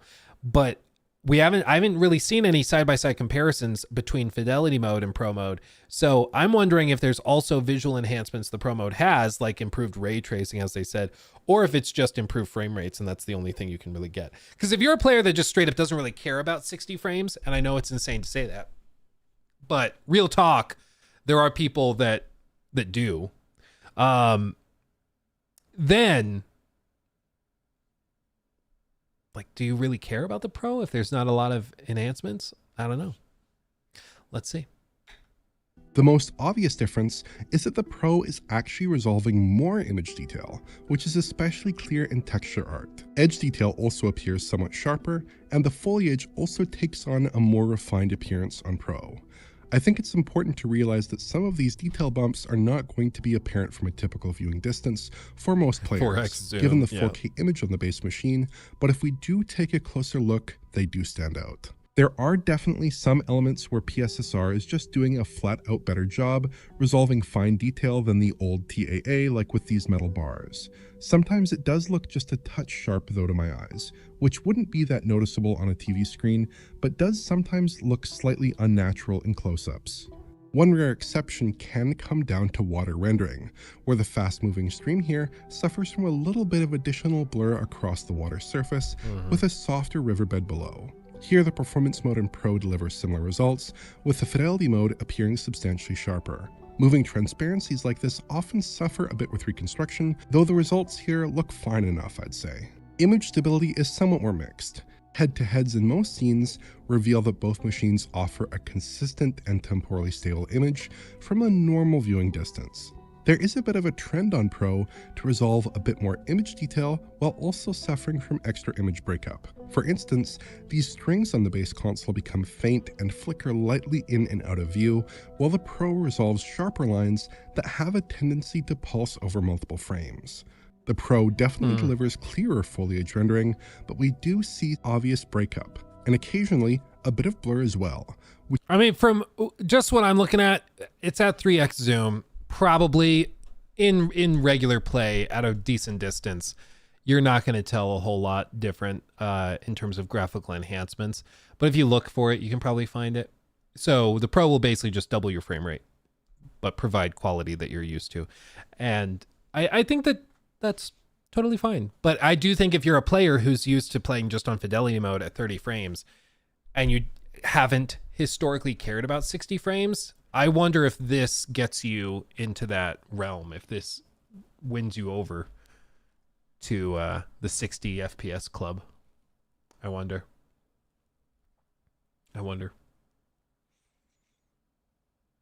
I hate that flickering. I hate it. That's why I mostly turn off DLSS. Oh, really? Some games are worse than others.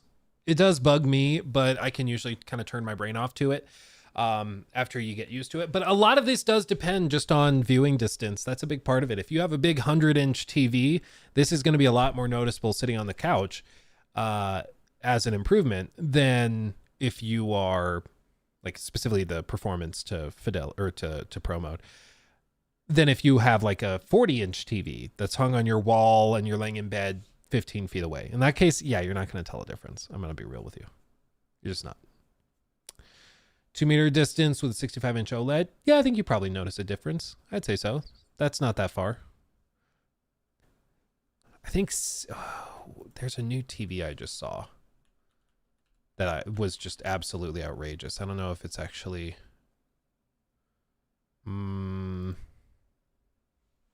We saw it at Summer Game Fest. Was it this one? 110-inch micro LED.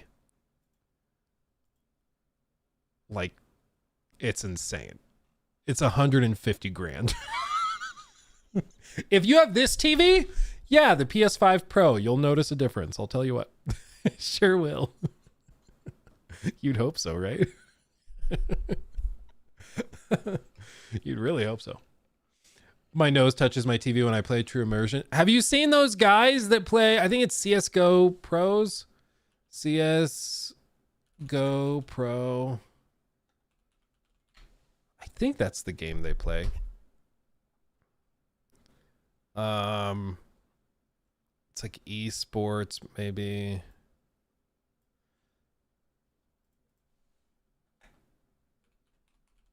Oh, man. You know what I'm talking about? The guys that sit like maybe 4 inches from their screens. Yeah, this guy. No, that's not what I'm thinking of. There's one guy I've seen. Yeah, like these guys. Where like they literally bring the monitor 5 inches from their face. Maybe. I couldn't do it, man. Hurts my eyes just looking at it. Jeez. Maybe it's just field of view is wider.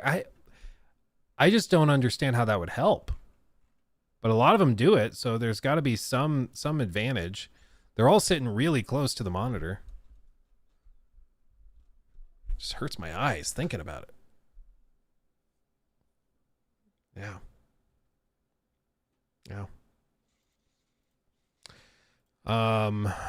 Anyway. So it does seem like there is an actual improvement with the Pro. And I think the lesson with all this is that Sony should hire Digital Foundry to promote their stuff because they're going to do a much better job than their own marketing team, from what I can tell. So there you go. Pink eye tutorial. I don't know what's on those screens. I don't know. Okay. Get the Iris app, lower blue light slightly, eye strain gone. Or like I did try those whatever gamer glasses, you know what I'm talking about? Those like they have the like yellow filter on them. And those do help a lot. But then again, everything that you're playing will look slightly yellow. In which case it's like, oh, well, that's a bummer. So for me, it was just glasses. Luke, the Mexico filter. It's the whatever in Breaking Bad. What did they call that? They had a name for it. Those scenes where they would go to like the cartel and then it had the yellow filter over it. You know what I'm talking about? The Narcos filter. Is that what they call it? Maybe that's what they called it. Blake, thank you for the 5. Have you seen any videos on the historical part of what to expect for Ghost of Yotei? I think it's pretty interesting as a choice for the setting. Yeah, I mean, it really does seem interesting. I appreciate their approach with it. I think it's different enough that it's not going to feel just like the same game all over again, which again, I like. Because my fear with sequels is it's really easy to just do the same thing slightly altered. That's kind of what Spider-Man 2 felt like. Like we got in the original Spider-Man game, which was awesome. Spider-Man Miles Morales, which added a new playable character, some different moves and abilities and stuff, and it was a starter package. And then they kind of merged the two together in Spider-Man 2. But because we had gotten Miles Morales, it didn't feel like the leap from the original PS4 game forward all of a sudden to Spider-Man 2 with a new playable character. It just felt like you merged two separate games together. So it felt different, but it didn't feel like a huge leap. You know, it was like, okay, it's a half step forward. Miles Morales was a half step forward from this, and then this is a half step forward from that. So it just didn't feel like that huge of a leap, but what are you going to do? Dior, stop your yapping. I don't think you realize that's what this stream is, man. It's just yapping. That's the whole thing. It's what we do. Now go back and replay Shattered Space. You'll have time. Probably by the end of the stream, you get through it a couple more times. Because it's so short. That's the joke, you know.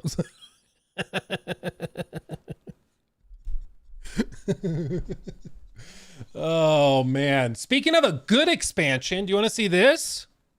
You want to see this? I thought it was funny that IGN uploaded this.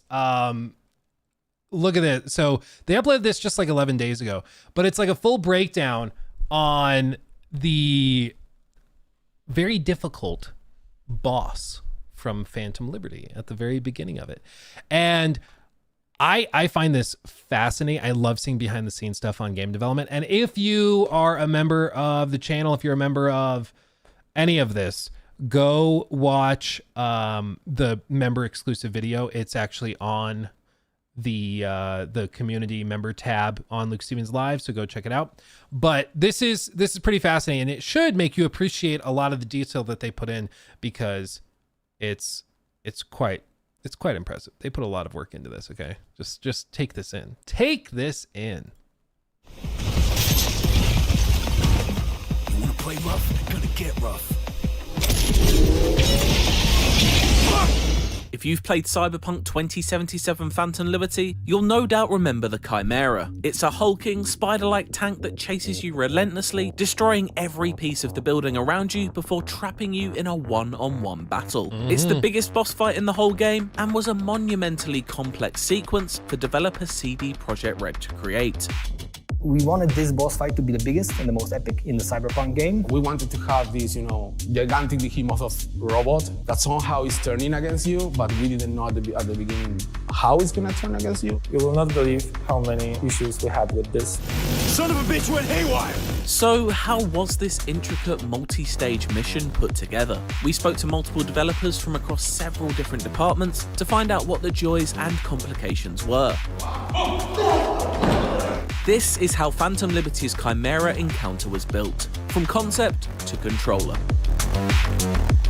I love this stuff again because it makes you really appreciate the labor that goes into it, the headaches that go into it. And you'll also hear some little tidbits about stuff that they thought they were going to do, and then they changed their mind and pivoted. So like they'll talk about how there's like an access hatch, a door on the back of the Chimera that is still in the game today. Like if you play the game, you can see it. And it's because originally in the base design of the vehicle, there were going to be people inside. So they built it so they could get in and out of it. And then eventually they just cut it entirely. But that's just, a remnant of it. And I love little stuff like that where you find out that's why that's the way it is, because it was originally different. And then, I love this stuff. Again, I eat it up.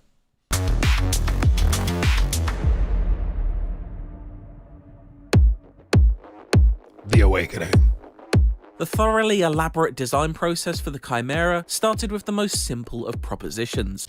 Terminal is there, we connect to it. Okay, now stay linked, says Somi. I need to establish a stable connection. What the F are we doing, says V. We look down through the balcony as there is a sound of movement down there. Kurt's men start entering the area. Spider Tank wakes up, drops the clothing he was covered with, turns to Kurt's men, starts mowing them down as it is now. Something is wrong. The Spider Tank kills everyone, but suddenly starts moving erratically. At some point, he turns towards us menacingly. Somi, asks V. No response. Get the F out of there, shouts Myers.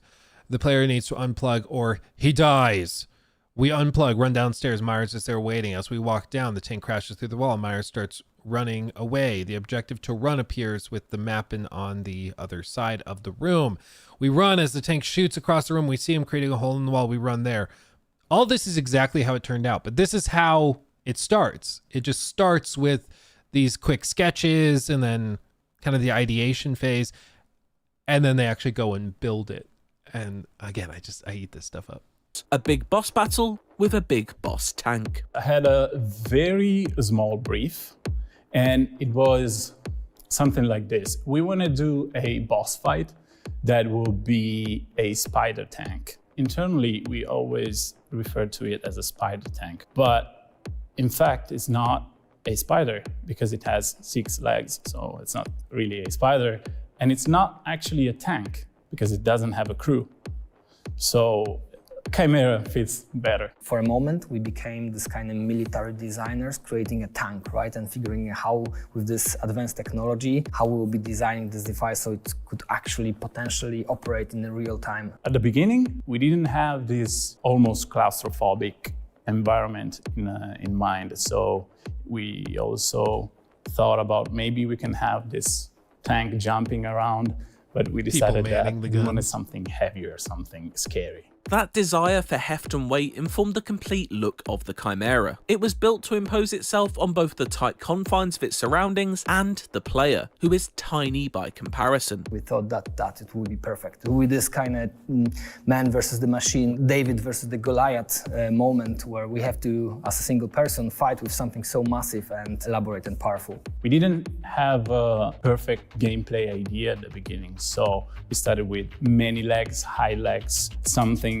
smaller, something bigger. When one of those sketches were chosen, we were like, okay, now we need to block it out so we have a very rough 3D model so they can test it in the level. That one was a little bit more similar to the final one, and I tried to keep the shape as similar to that block out, even when I started adding details in 3D and, make it more believable, more like a real tank. So there was a lot of iterations on even an accomplished model of changing something, replacing things, adding range of motion, tweaking something so it has a capability of rotating faster, moving faster, etc. Adding grenade launchers, eventually adding also the drone compartments, which were not part of the original design, but it was needed to add an additional phase of the combat in the third stage of boss fight. But despite neither being a spider nor a tank in the end, the eagle-eyed among you will be able to spot some remnants of the original design that remain to this day. If you look closely at the design of the tank, and if you look at the rear section, there's a quite big door. At the beginning, we didn't know that we are not going to use a crew. So that door was supposed to be the opening for the crew, but we ended up having a huge drone, essentially, and the door is still there. Again, this is for a DLC expansion. Like, this is not even like one of the final boss fights in the base game. This was how they started a $30 expansion. Like, such high effort went into it. It's wild. It's crazy. Bino, thank you for the 5. It feels like game development is taking longer and titles are taking longer to finish. What's your take on this?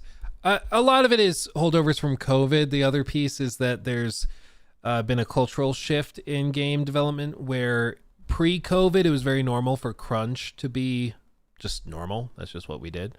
But now post-COVID, that's been dropped from a lot of studios. So it used to be very normal. Like, there was a breaking story just the other day where the devs of frickin' Star Citizen, they were asked to come in and work straight 7 days a week until CitizenCon in like mid-October, I think on the 18th. So the next 2 weekends, they are expected to come in and work over the weekends and do full days and all of that. And that was very normal, but it's a breaking news story now, and people are like losing their minds over it, partially because that company also has raised like $700 million. So like they could probably afford to eat the, to put up with that. But still, I think crunch is a big part of it. That used to be the standard, and that you think of it like getting people to work an extra 4 hours a day, getting people to work an extra day on the weekends, that adds up pretty quickly. And over the course of a year of crunch like that, you can see how that could shave off 6 months to a year of dev time if the whole team is doing it. But now they're not doing that, so that time has to go somewhere, and now they just have to spend that in regular development. So I think that's part of it. The other piece is that quality expectations have risen, so I think that that's a big part of it. People expect a lot more out of their games. And then other considerations too, like working from home. There's been some analysis, some reports that work from home increases productivity for some job roles. For other job roles, it can decrease productivity for the team. The individual may be more productive with individual tasks, but the team's productivity might drop. And for like Ubisoft, they are just as of like this month, I think, mandating employees go back to the office 3 days a week. Until like this month, they were doing 2 days a week in the office. Which, I mean, you just think of that, like 2 days in the office, 3 days working from home. If it drops productivity for your team by 10, 20%, which a lot of analysis says that it could, then that right there, that will make games take a lot longer to make. So there's a lot of things that stack up with all this, and a lot of kind of cascading things that influence it. But yeah, so there's no single answer, I guess is the point. Yeah, but people don't want to return to wasting their lives in long commutes. Yeah, no, I agree. Especially people that bought like a house during COVID when rates were low, moved an hour away from the office because they're like, well, I only have to go in once a week or twice a week.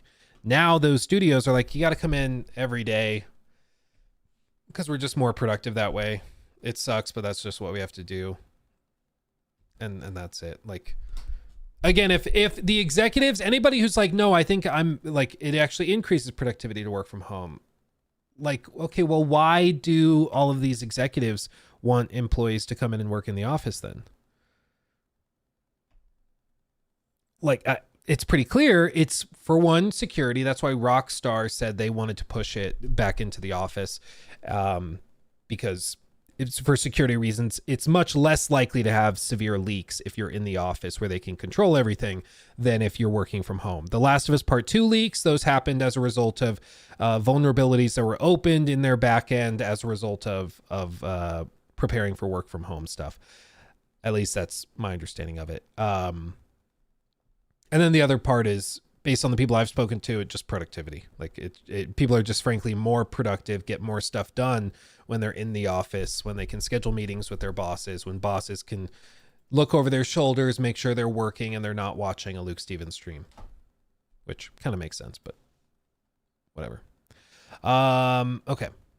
But very good question. And it's something everybody's, I think, paying attention to because it's driving up costs a lot.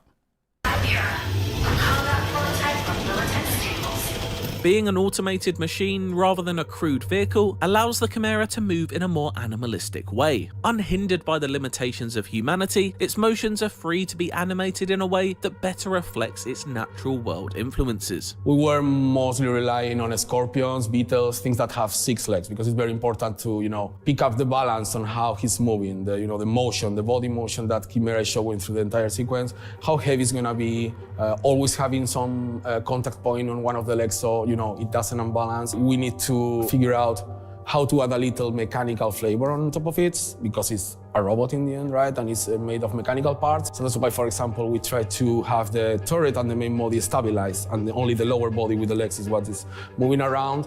That gives us 2 things. First of all, it gives you the feeling of it's a machine, and he's trying to, stabilize the camera around you to follow you better or to target you better with the tracking systems. But at the same time, always when there is some movement on the body and a stabilized head, traditionally in animation and body motion gives you a creepy feeling. So it's something unsettling, which adds to this horror vibe that we have, right? That animalistic yet mechanical feel would also need to be conveyed in the way the metal monster would be heard. As such, noises were engineered to sound like nothing else, an amalgamation of natural, digital, and demonic worlds. We wanted the Chimera to sound mechanical, but not fully robotic. We wanted to be also something like alive. The robotic growls help a lot with this, and also as the sequence progresses, the vocalization of the Chimera changes from friendly one to really like a almost demonic Blackwall sounds.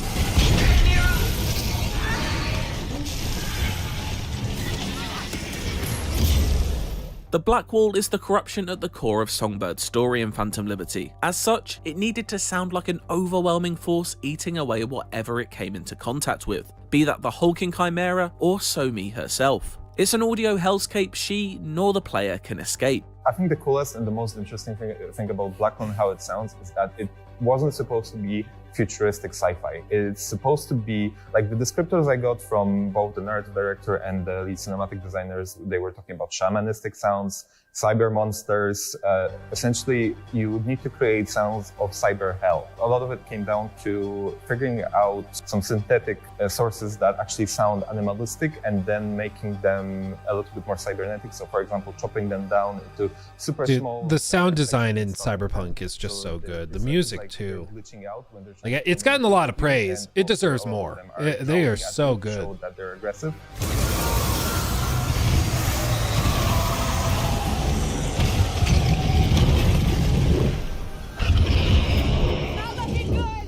Further inspirations for the sound of the Black Wall came from other non-audio departments working on the sequence. This collaboration was made possible thanks to a completely new organisational system, implemented by CD Projekt Red after the release of Cyberpunk 2077. The Spider and the Fly, the mission in which the Chimera appears, was a big test subject for this new way of working. It was a bit tricky from our side because it was the first time in the company that we were divided into what is called content teams. So it's like a multidisciplinary team based on every discipline that we want to create this sequence. So, and this is the part to pay attention to. We've talked about this before. We've done segments on it and stuff. But basically, after the troubles of Cyberpunk, the staff were divided into new types of teams. What it used to be, and we've been through this. I'll be brief and quick with it. But basically, what it used to be is that you would have each department kind of did its own thing, and then they would each work on a portion of the game individually, improving stuff and shifting stuff forward, and then it gets moved to another team, and then they pass it off for approval to this team. And each time it moves from department to department, it gets new signatures, and then, once it's passed off, it moves on to the next one. And what they found was that there was a lot of wasted time where, like, the concept team was here, and then they move it forward to here, and then the like quest designers, they start writing out what the quest is going to be, they pass it forward, then the modeling crew, they go through and they set up the scene and they model whatever they need to do for the environment, then pass it forward to the materials team, and then they pass it forward here, and then the cinematics team is like, okay, we're doing the cinematics, but big problem, you have, as part of your concept, this character doing something their model can't do, or the rig just isn't prepared for. So we can either work on that for a while, or you can just change it. And it's going to be cheaper to change it and faster to change it. So they send it all the way back to the questing team. And then they rework it. And then it goes again and again and passes here. Maybe this time it gets all the way here, but then the lighting needs to be changed. So they pass it all the way back to the lighting team. And that's go through these waves of approvals again. Then, something else is wrong. We got to send it back here. And so there's just a ton of wasted time going through the same approval process over and over again. Too much bureaucracy. So what they changed it to is, if each one of these is a color, if yellow's here, if green is here, if blue is here, if purple's here, what they did is they just made new teams. So now they have individual teams like this with one member of that team and that discipline, one guy from here, one guy from there, one person from here. And so now this individual team can do everything they needed all these teams to do, but they can do it individually. They don't need to wait for approvals. They can just go ask Tim over here what they need to do to fix this, and Tim fixes it. And then Tim's like, oh, Rebecca, we need this changed. Rebecca fixes it. And then Johnny needs to fix this thing, and so he fixes it. And then like, oh, we need more programmers. Okay, well, we'll just add in another programmer. Boom. Way more efficient. And that's what he's referring to here, is this was the first time they worked in these content teams, and it works way better. So everyone kind of participates into the design, into their own ideas, indirectly and indirectly around it. So we have environment artists, we have animators, we have designers, we have gameplay, we have level design. So everything together to create the best, approach to this. So starting with this pre-visualization, we try to move forward and explore ideas together to see, if this is working, if it's not working, what we need and where. So trust me, it was a very, very, very intricate process. Such iterations are a prime example of how CDPR's content teams work. Members of every design department needed to be in constant conversation with one another to ensure that the visual design and animation all worked in concert with the sequence's gameplay goals. We needed to have this heaviness, this weight that leads tons of steel chasing you. But at the same time, later we have a boss fight, so we have to balance it out with gameplay that has other requirements, right? Because this is for me, this sequence is for me one of the biggest achievements we did in terms of blending gameplay with cinematics. We try to all the time mixing those two in several intensities during the whole sequence. Blending gameplay with cinematics is something that Cyberpunk does elegantly. CDPR aims to never fully take control away from the player, even when a scripted scene is playing out in front of them. It is a finely tuned set piece that demanded a tight relationship between the gameplay and cinematic staff.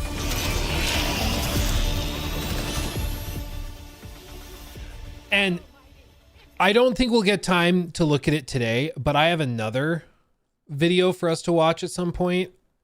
This one right here of Will Shen and Daryl Brigner. And these two guys are two of the former head quest people at Bethesda Game Studios. Will Shen is in a lot of the promotional materials for Starfield. Doesn't work there anymore. He left and is working at Something Wicked Games, which is made up of a bunch of Bethesda veterans and stuff. But in this talk, they discuss a lot of their development process for making quests and levels and stuff in Bethesda games. And they basically describe how things got the way they are today, which is really out of control in terms of the bureaucracy and the multiple levels of approvals and all of this stuff. It's really, really fascinating. Really, really fascinating.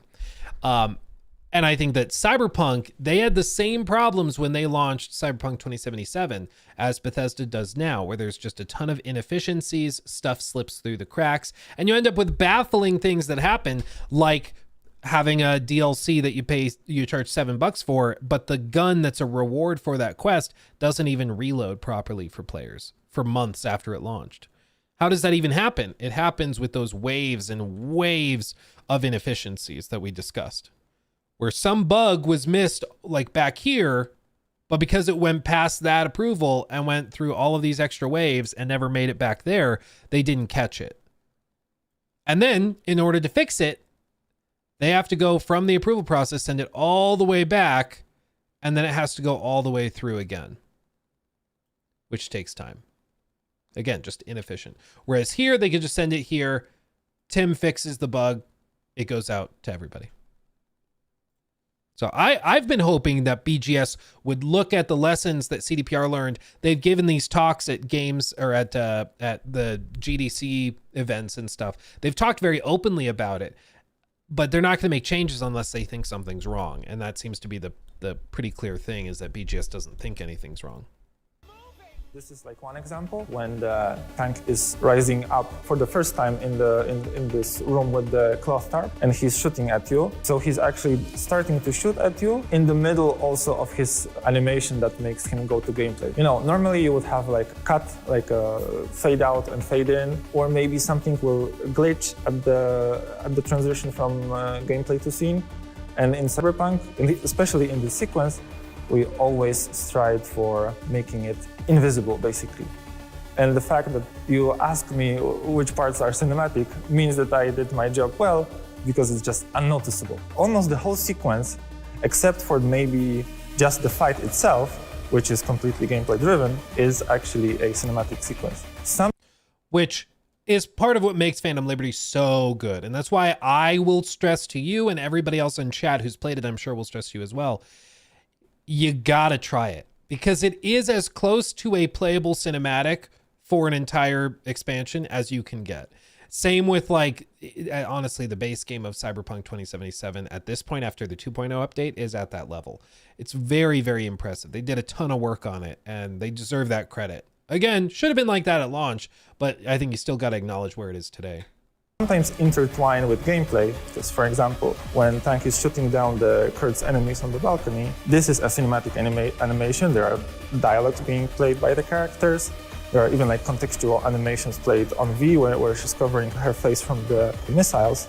But the soldiers that are on the balconies actually have gameplay behavior, but we did it in a way that the turret swipe is so, let's say, meticulous that they will die anyways. So it's kind of a risky mix we did, but it worked out in the end.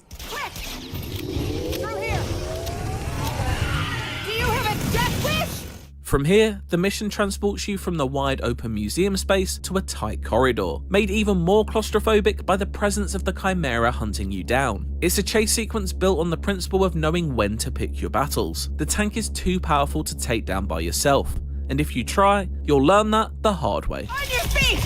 Run! We kind of try to make sure that it's impossible to fight with it. Even if you approach in that moment, probably he's gonna kill you. There are several fail states that we create along the whole sequence, right? And that one is the first one. But I would say 90% of the players run away the first time, right? Because it's too scary. While running forward may be a simple enough task for the player though, it was far from easy for CDPR to make work in this environment. The chase part was a challenge in that regard, where we had to align the speed of the tank, which wasn't an easy task to do because it was completely animation driven, so any change in his movement would require some animation tweaks also. Align that with how fast the player can go, because the player can be a bit faster or a bit slower, and for every type of your build, it still needs to work and it still needs to feel like he's right on your toes, but he can never catch you if you're actively running from him. Animation-wise, it was a bit of a challenge to put this gigantic beast inside the corridor because it's pretty difficult to make him move. So we decided that he's destroying everything on his path. It was the best way to, first create this horror feeling, and if you look back in that corridor, which is funny because, I animated kind of everything with the Chimera moving forward, right? And destroying everything on its path.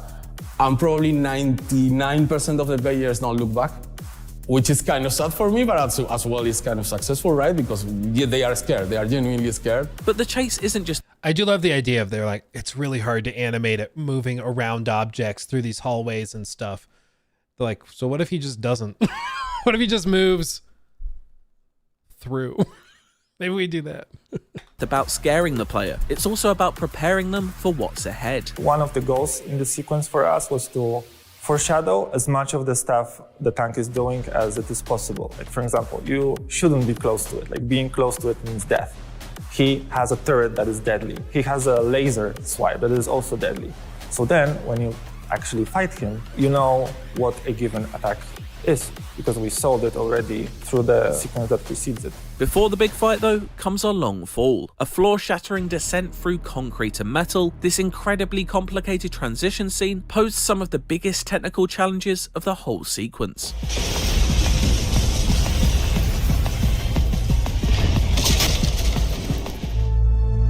The fall. Well, Key, thank you for the 5. If you had one shot, one opportunity to seize everything you ever wanted, that you wanted, one moment, would you capture it or just let it slip? Yo. Insert verse. Thank you for that. It was kind of my own personal baby, actually. I wanted to create a bigger action sequence instead of just falling. So I took some inspiration actually from some other places, like for example, the Uncharted 4 Clock Tower sequence. Like, you are trying to grab for your life in everything you find. Right? We have these cables, you are on top of the tank again, and you have to jump out, you don't arrive, and everything is crumbling around you. And at the same time, to give this scale, I had another inspiration that I like a lot. Gandalf falling with Balrog from Bridge of Khazad-dûm. So it's like this massive falling, but you are still kind of fighting, and you have this behemoth on your side, so that you're watching falling with you, right? And there were a couple of inspirations there to fight with it, and in the end, try to achieve this result of insane action sequence that it was very, very difficult from an animation point of view to achieve, actually. For the longest time, we couldn't really make it work, really. On the reviews that we had, we needed to be like, this will work eventually, please trust us, we will make it happen.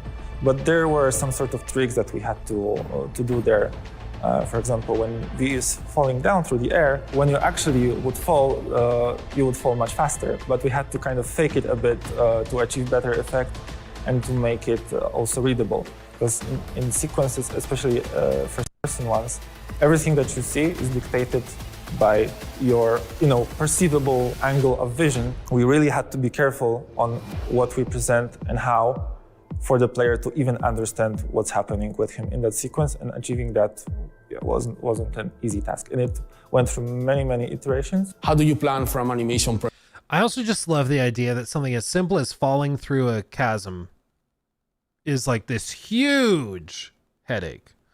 Because it's that stuff that players take for granted, myself included, to be clear, that I find is often the most impressive and interesting. Like, there's so many things that you would think, oh well, no, you just fall through the hole and then you do a couple quick time events trying to grab on stuff, and then you land on the floor beneath you. But for them, like, that's the most difficult. Like that was the biggest headache, is actually trying to tie those things together.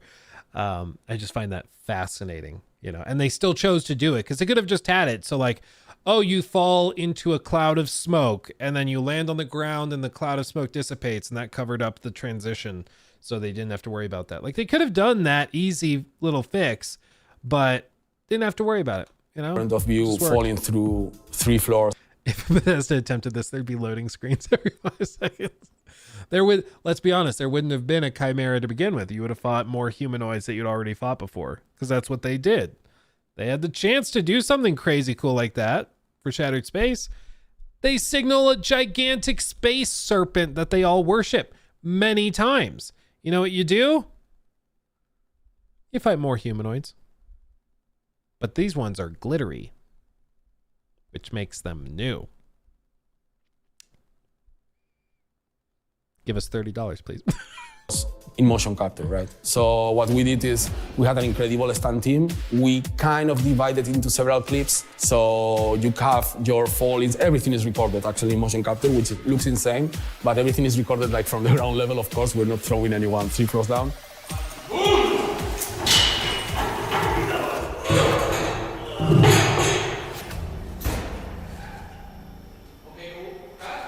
Later, we have to cut and clip everything, cut and paste every single bit so it makes sense, but with the same timing and with the same pacing that we have before. And it was incredible to work with that, but it was kind of a gigantic puzzle to build all these animation clips, while at the same time having this Chimera keyframe animated on top of it. Try to sync everything. It was a bit difficult, but very rewarding in the end. So this was a very close collaboration with cinematic designers as well to try and nail that timing together with this insane action sequence. What looks like a simple fall actually turned out to be the most complicated part of the sequence for the cinematics team. Assuring that the most scripted of events looks reactive is an art that they put a lot of time and effort into perfecting. Nothing there is procedural. Everything that was needed to be directed by us and put in a very specific, deliberate place, or like the distraction that is happening at a very precise moment. Like when you're falling through that concrete floor, the smoke needed to go off at a very precise, specific moment.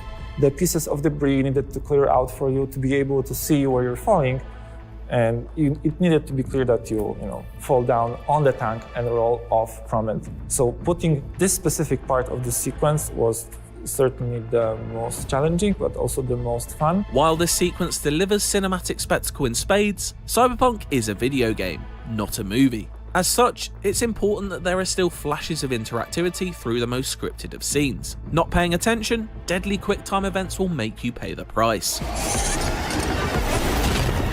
Squish. We tried flat line. But this is why we stress like how important it is to be hungry, right? As developers, because if you're hungry and you're like, we need to prove something, you make this kind of thing. Because again, like the path, the easier path was there. Even for that falling sequence, they could have just said, this is a headache. This is going to take us weeks to figure out.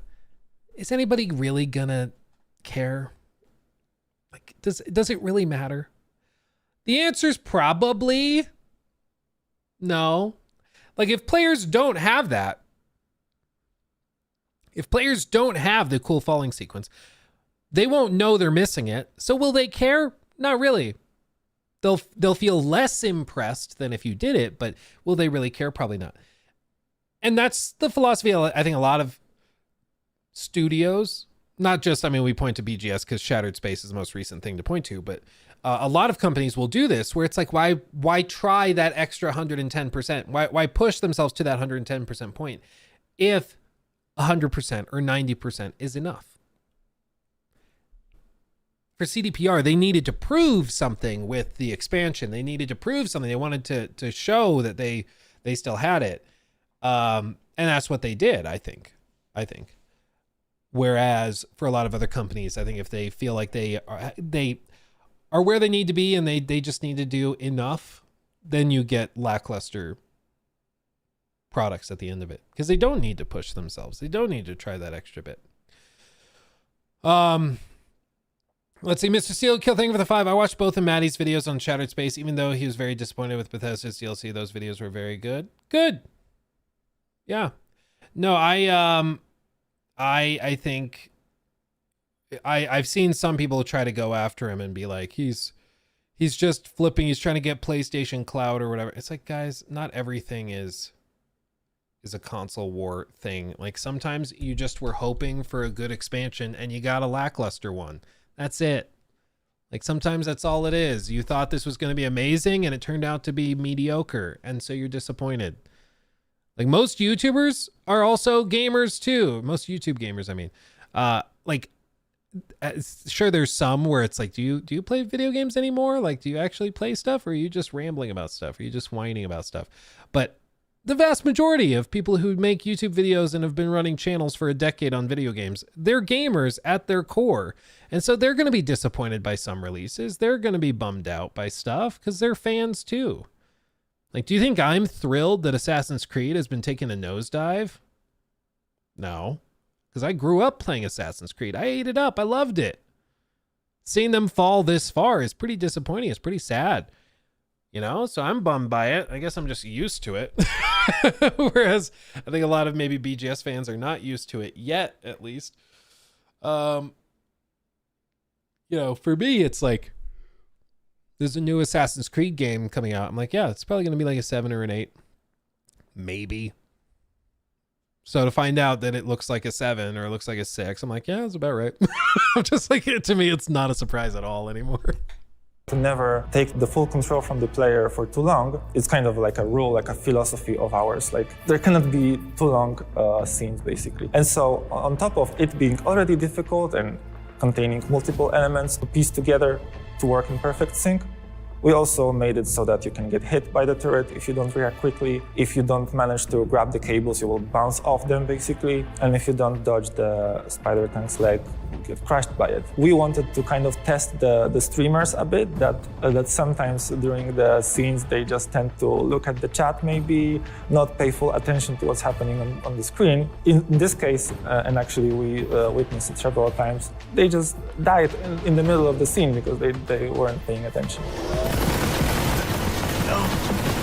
That's exactly what I'm talking about when we talk about scenes in Cyberpunk. You can never really look away. You can never put down your gamepad and just witness the event. The biggest challenge for the player was yet to come, however. After landing, the briefest of respites is granted so that you may gain a bearing of your surroundings. Savor those few seconds though, because it's the calm before the biggest storm Cyberpunk has to offer. What was previously seemingly indestructible is now weakened, but that doesn't mean it won't put up one hell of a boss fight.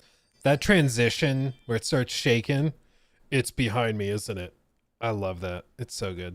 It's so good. Kevin, thank you for the 5. And how much did this DLC cost? Same as Shattered Space. This is why Phantom Liberty went on to win awards and was loved by the majority of those who played it. I mean, yeah. It's just, this is why, like, again, there are some things you can look at subjectively. Like, do you like the writing in a Shattered Space versus Phantom Liberty? You like the Bethesda writing more? Okay, that's a subjective opinion. You're allowed to think that. That's fine. Maybe you find the art style of the NASA Punk Starfield thing more interesting than Cyberpunk. Okay, that's a personal preference. That's a subjective thing. That's fine. You're allowed to do that. But there are things that we can objectively qualify and quantify. We can look at the value in the expansions, gameplay time, unique assets, things like cutscenes, things like the broader production value, big set piece encounters like this one. We can quantify those things, count them up, and compare them. And there is a right answer as to which one is more impressive with those offerings. And that's where I think, you know, if people stick their heads in the sand and pretend like it's not the case, then you just end up looking silly. And that's kind of where I think a lot of the people that jumped on me a couple days ago are at now, where they were like, no, the only reason you're done with it is because you rushed through it. And then like everybody else that finished it is also like, yep, it's really short and not very good. Even like the hardcore Xbox fans or BGS fans are like, this ain't it, fam. So now what do they say?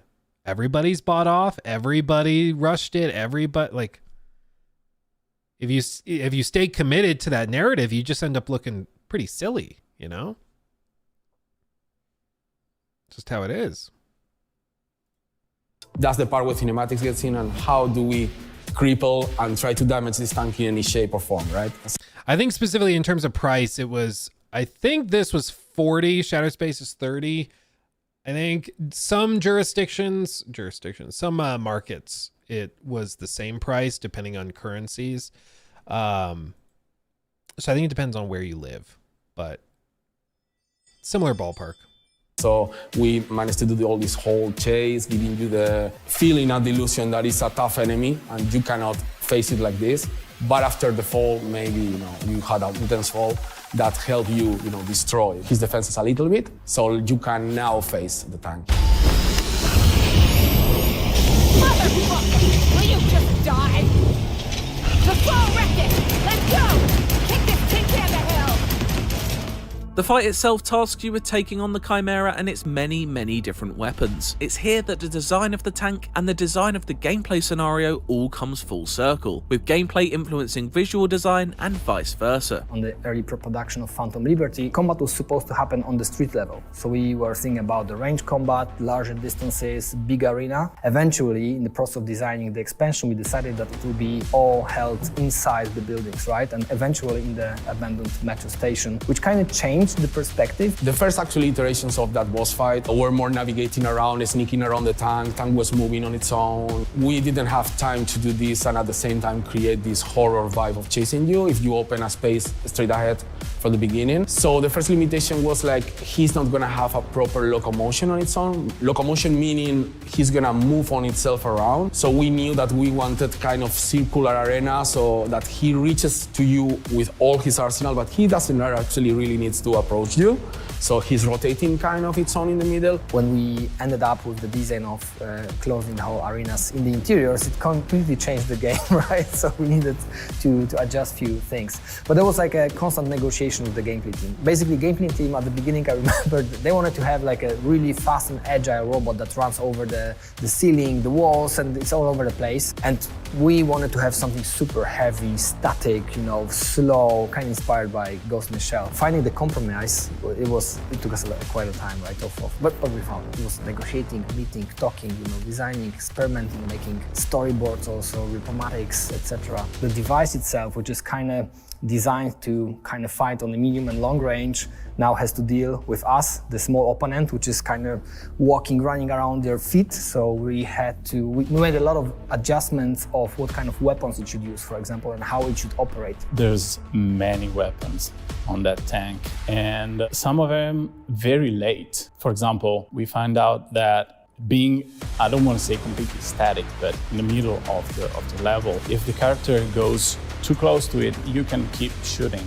So we added this beam just to make the layer go far away from it. We had this case of the laser weaponry in the base game when you were fighting Roy's boss fight. So he was basically using the laser weapon that can sweep through the environment. So with the Chimera, we wanted to do it times 10. And what we aim here for is this constant feeling of the threat, but also it needed to give the player information that the laser gun is winding up to give them a chance to basically hide behind the cover and avoid the damage. Watch the laser! Take cover! Yeah, even little touches, like you notice how it always starts pretty much as far away from the player as you could. Which, in the context of a giant Chimera military robot, probably doesn't make sense. Like, it knows where you are. It's shooting at you. So you'd expect the laser beam would just beam right to you, or at least in your general area, and then just go va va va va va va va, and that's the sound it makes apparently, and just, you know, chop you up. But because they're designing a video game, they have to communicate to the player, this is coming, prepare, get behind cover, or prepare to jump, whatever it may be. And so they can, like, they have to communicate that. Like, these are the little things I love about video game design, is just planning out those little touches where if you're just playing the game in the hectic moment, you probably don't think about it too much. But when you pause, like, oh wait, why would it start the laser beam so far away from me? It's because they have to communicate to the player that it's coming, and all of those little bitty things. I love it. It wasn't just the Chimera's weapons that needed to be tweaked over time though. Its armor also needed redesigning. Once we had a blockout, I knew that we needed armor. So I started designing the armor and what's underneath the armor and which places we wanted to be destroyed, because we also worked with weak spots and we wanted to, you know, reveal them. We used the Kiroshi eyes to reveal them. So you just need to scan and you see them. So I didn't really need, you know, to make them yellow or too obvious. It would be also kind of stupid for a weapon to show his weak spots. So using the Kiroshi eyes, it's a fantastic solution. It's another great example of gameplay and art design working in tandem, and it and other similar combinations all build to the fight's grand finale. After exploiting the Chimera's weak spots and disabling it in spectacular fashion, it's time to deal the killing blow. That finisher, involving the tank's beating mechanical heart, is the perfect example of every department of the content team coming together. We wanted this feeling to slowly, over the course of the sequence, to shift and make you as a player feel more and more in power. Finally, the finisher, we wanted to do this kind of exclamation point after the boss fight to really make the tank go out with the bang. The gameplay guys asked me kind of late in the production that they wanted something to be used by the player. I was kind of lucky the heart case because I had just the spot for it. So yeah, I got lucky there. So there's a cylinder in the top with a hatch that you can open, take the heart, it looks like a heart in fact, and toss it, destroy it. And we wanted to be the heart to sound consistent with the Chimera approach to sound design when it needs to sound organic but mechanical at the same time. There's a really cool thing and the details in it when you just open the hatch and you can actually start hearing the heart beating, and then once you grab it and rip it off, you can hear it's basically dying. And then there's a really cool thing when V just throws the heart and it lands on the ground. So we have this Chimera core that resembles a heart. I didn't realize that they had two different animations depending on whether you had the Mantis blades or not. That just broke my brain. Because I usually have the Mantis blades equipped, which they showed in the previous clip of, you know, cutting in and ripping it out that way. But then they also have it so if you don't have the Mantis blades, you just reach in and grab it and pull it. Attention to detail. It's amazing. Let's all appreciate it. It's so cool. And that was kind of a conversation internally because we said, like, what looks cooler than having a, you know, a beating heart of your enemy in your hand before you finish it off, right? And it's kind of the metaphor we wanted to do there. And later it was super cool because as well with this content team, multidisciplinary team, we managed to even make it a piece of loot, so later you can craft something out of it. So it's just a very cool ending for it. We all need to come together, and that's why we work like this in CDPR, that we are in those content teams, because every iteration is an improvement on what we did, and every improvement is a holistic thing. Rust and piss, shitbot!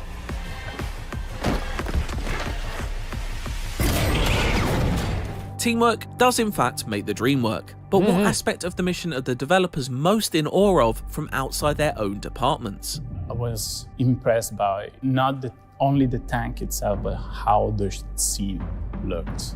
You know, bringing all together and feel like we worked well as a team, I think is the best. I think I was the most impressed by the amount of destruction we squeezed into the sequence, because it was, I couldn't believe it, that they said that they will make everything indestructible. It's like, how that's even possible? But they really made it.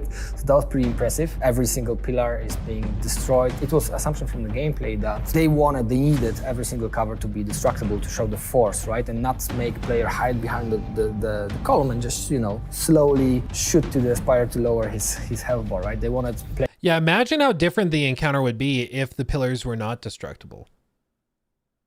The Chimera is stationary, so it would just unload on you, and then you just peek out, shoot it, hide behind the cover. Peek out, shoot, hide behind the cover. It's another example of how if you give players an exploit or an ability to utilize some tool to make the game easier, they'll use it because players are resourceful like that. But by making the environments destructible, it totally changes the encounter. You're constantly moving around, you're constantly like running around, totally changes it. Player to actually face the tank and force the player to actually act. Michał Spresniak, the cinematic designer, man, this scene was just, with the tools we have in Engine, this was a big challenge to set up everything and made it work from every point of view, from blending gameplay with cinematics, from managing all the dialogues, all the screaming around, all the sound. Like, he's kind of was the master orchestrator and putting everything together, right? VFX, obviously, are a huge part of that, and the whole identity of the tank when it comes to the Blackwell AIs that are taking over him. The way it is presented on him, the way he has those, black and red pieces of corruption on him. The audio, of course, that makes him so menacing and scary, basically. The danger is kind of already there because of the awesome visuals, and then you have this awesome driving track by PT Adamczyk that's also keeping you on the edge, so our job was pretty easy. So, in a level full of towering machines, crumbling architecture, and complex scripting, you'd maybe expect something explosive to be the biggest challenge the team faced. Well, turns out it's actually all in the much smaller details. Small things, actually, was to make Myers' rifle be attached to her back when it was necessary. You will not believe how many issues we had with this one. We either had two rifles attached to her back, sometimes the rifle was going directly through her head. This was probably the biggest issue for us in this entire sequence, the small rifle from Myers. If you look at our game, there's never a situation where characters put the guns on their back. It just doesn't happen. But she has a rifle, and since this is a main story, we didn't want to create this artificiality where the rifle is just disappearing when she's putting her away. So we had to come up with a method of her putting the rifle on her back and then taking it again seamlessly up. See what I mean though? Like the little details that you would just take for granted. Her putting the rifle on her back. You would not guess that was the most difficult thing. You would not guess that. But that ends up being the most difficult thing at all. Like it's so fascinating, man. I love it. I just eat this up. What is this? Starfield 2? Oh, they wish. I don't know. Maybe by the year 2052, when Starfield 2 comes out, maybe it'll look like this. I don't know. We had it easier because Myers at the beginning had a pistol, not a rifle. So it was simple, right? She would just hide it in her pants and that's it, the end of story. But no, it was decided that she needs to have a rifle, and the rifle then needs to be a reward for the player that you can also get. Hawk? I'm sorry, guys. I was going to try to make a Hawk Twa joke and be like, oh, the rifle's name is Hawk. I wonder if the like mount whatever holster is called Twa or something. We all were thinking it. We all were thinking it. Let's be honest. Everybody. Yeah, you're not better than me. You're all the same. And it created a bit of a complication for us, but it was all fun. All fun and games. Apologies. All fun and games and months of hard work. The Chimera encounter is one of the standout moments of Cyberpunk 2077. A complicated beast at the heart of the Phantom Liberty expansion that wouldn't have come together without all of the different disciplines at CD Projekt Red combining forces tightly. It's a mission with as much heart put in as is taken out of its central beast, and as cool as the metal panels that shield it. We're clear. I detect no more. For more Cyberpunk, check out our review of the Phantom Liberty expansion, and for everything else, stick with IGN. So good. So good. I eat it up. And I love learning about these little details that are not intuitive, that you wouldn't think would be the case, you know? That's what I love.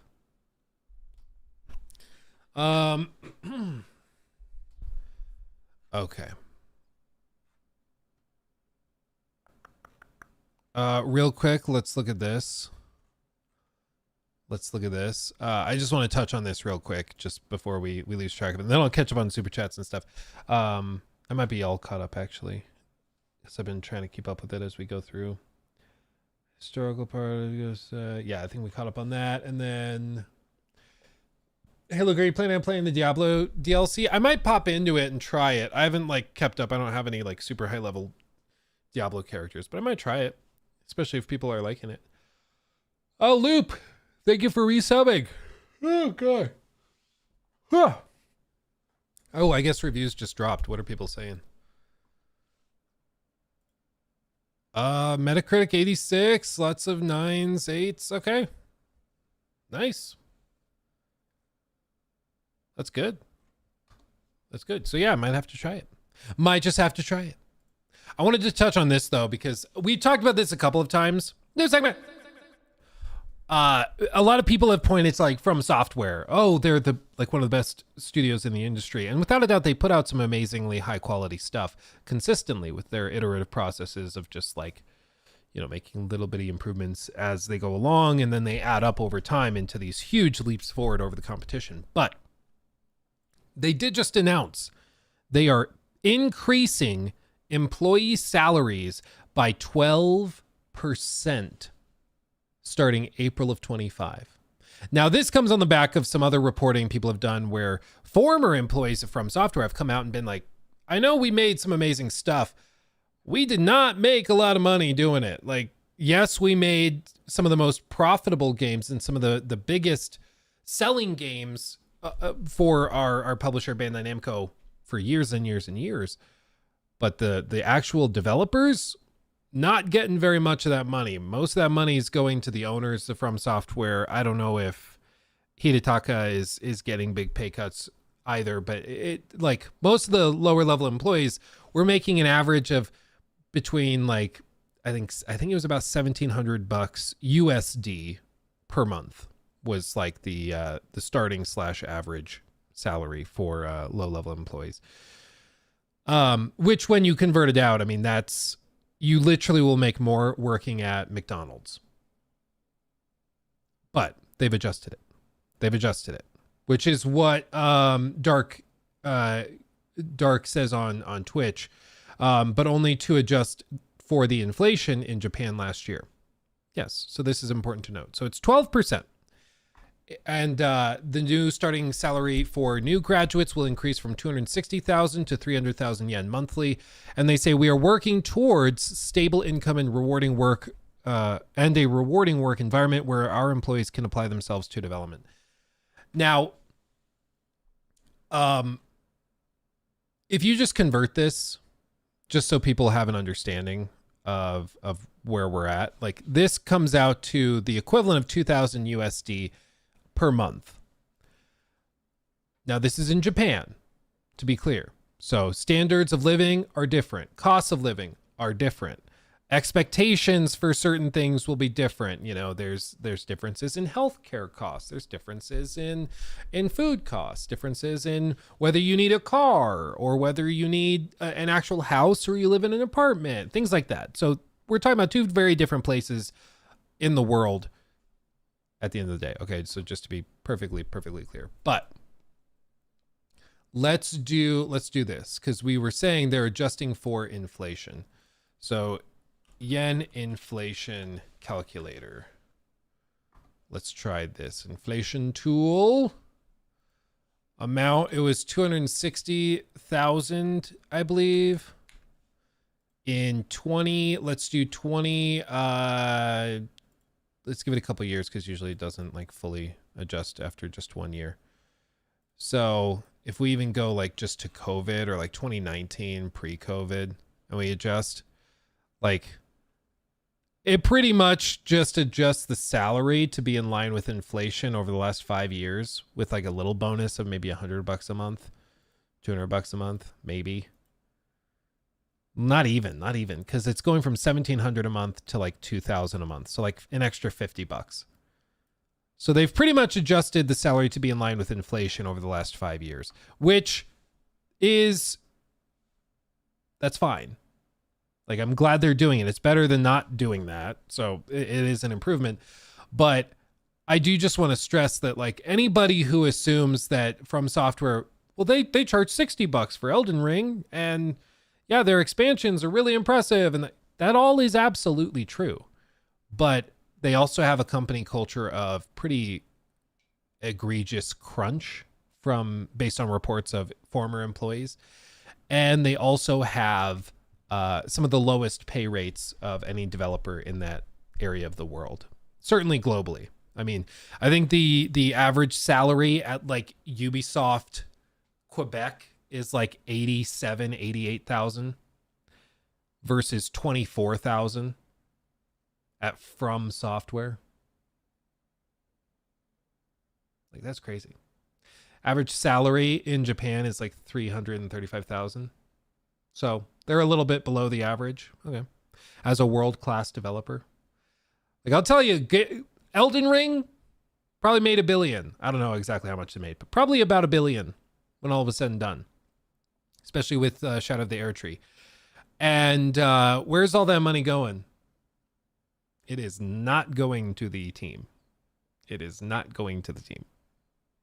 They're giving them like little raises and stuff. But From Software is an example of a world-class studio with some great leadership and directors. But people who work there, they attract talent from all over the place. But people who work there are going there to boost their resumes. Because if you can say, I worked at From Software on a Game of the Year contender or Game of the Year, that looks great on your resume.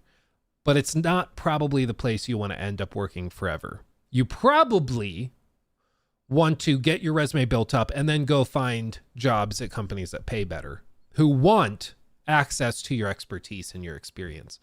But I mean, that's the difference. Is it's kind of funny that in the games industry now, like From Software doesn't pay very well, even after adjusting for inflation, which is what this raise basically does. They still don't pay very well. But then other companies like EA apparently pays quite well. Same with Ubisoft. And they have really good benefits packages too, apparently. Like really, really great healthcare offerings and things like that. Meanwhile, like From Software making some of the best games consistently every year that they do stuff. And their employees are making, in US dollars, less than like a part-time employee at McDonald's. Like 30 hours, but you get what I mean. Like, or at 32 hours, I guess it's still part-time. But still, you can make more at McDonald's as a part-time employee where I live than working there. Surprising, huh? Surprising. But to be fair, like Naughty Dog, they apparently paid well, but Naughty Dog, it was a company culture of crunch. So it was assumed that if you went and worked at Naughty Dog for years and years and years, you would be crunching really hard, especially in that year leading up to launch. And so people would be, paid fine, but they would be expected to have an air mattress at the studio and sleep there, or they were expected to be there until 10 p.m. at night or midnight and then go home, sleep for a few hours and be back at the studio in the morning. And that's just what was expected of you. But you did it because then you could put on your resume that you worked at Naughty Dog, and that would carry a lot of weight. Xbox studios pay better than most studios. EA pays very well with benefits. EA pays very well, especially for the EU.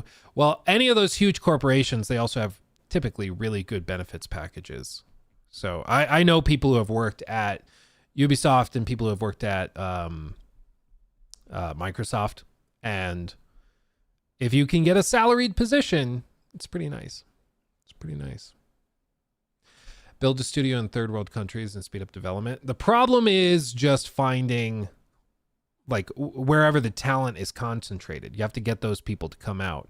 And that's the tricky bit.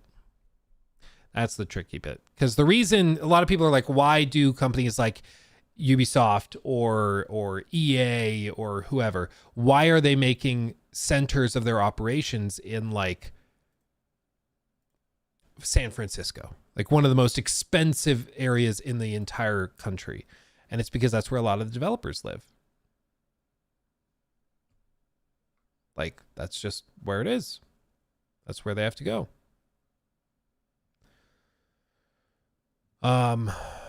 Okay. Anyway.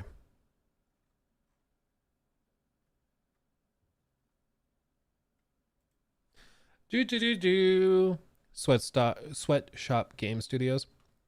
Well, a lot of places do outsource stuff. I'll tell you what. So a lot of studios and big corporations, they will have like, if they just need brute force coding done, they will outsource it to a no-name studio you've never heard of in the middle of nowhere where the costs are super, super low. But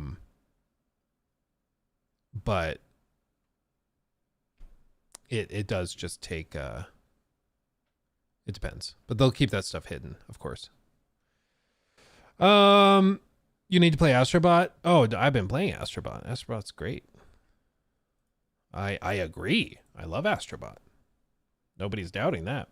G Mendez, thank you for 6 months. When are you going to have a stream where you and Jacob smoke meats and drink whiskey? That is a great question. I was actually just telling Jacob the other day, it could be fun to do like a camping stream one day. Just kind of randomly go out and like just stream ourselves doing something totally different. I think that could be fun. Brandon, thank you for that. 23 months. We're almost there. If nothing crazy drops in the next 2 months, what's your goatee? Gotta be Black Myth or Space Marine 2, maybe Veilguard, but we'll have to see. If Veilguard is as good as it was during the previews, I wouldn't be surprised if it's Veilguard. It really was that good based on what I played. Now, we played a sliver.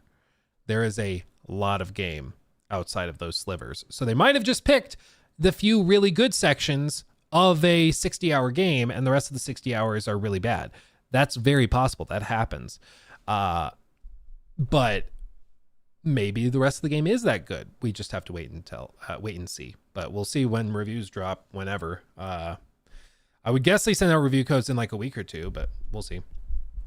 As for like, if let's say Veilguard is like a 7, let's say it's just whatever, it's meh. What else is there for me? I don't anticipate Indiana Jones blowing my mind, but maybe it does.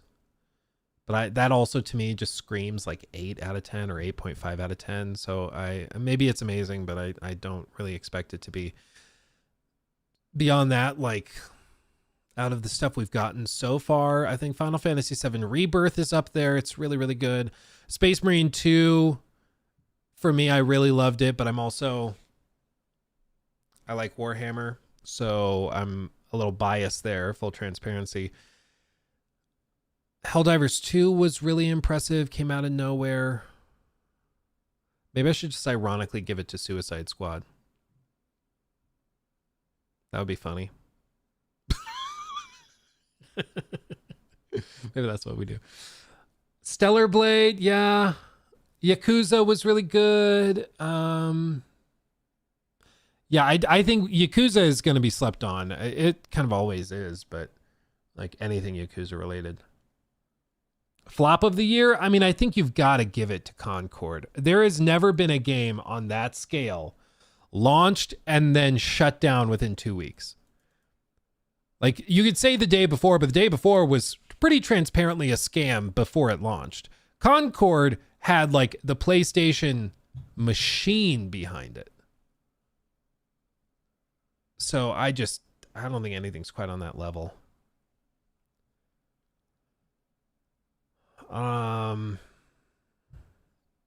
Skull and Bones was this year. I think it was late January. So yeah, I think that's right. Dustborn.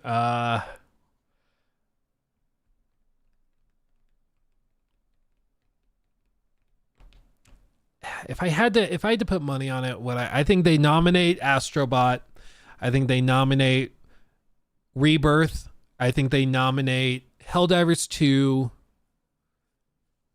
They might nominate Palworld, but here's my kind of guess. I think that Jeff doesn't want to rock the boat with Nintendo because I think he's hoping to get like a Switch 2 announcement. So I think Jeff, even if they were looking at Palworld, I think he might veto it and just be like, nope. Nintendo's upset about it.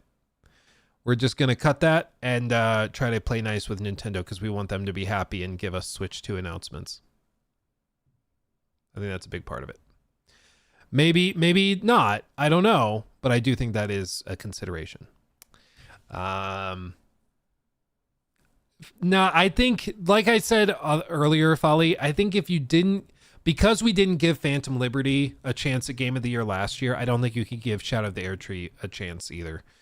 And I just don't think that that's fair. Because one expansion, really good, wasn't nominated. This other expansion, really good. I think to be consistent, we can't really nominate it. Yeah, Rebirth was really, really good. It's just the people who were interested played it, and then it's trailed off since then. It hasn't had a lot of staying power. But I think like the easiest thing for them to just toss it to would be Astrobot, let's be honest. Like, I would not be surprised at all if they just give it to Astrobot. I think it should probably go to Rebirth or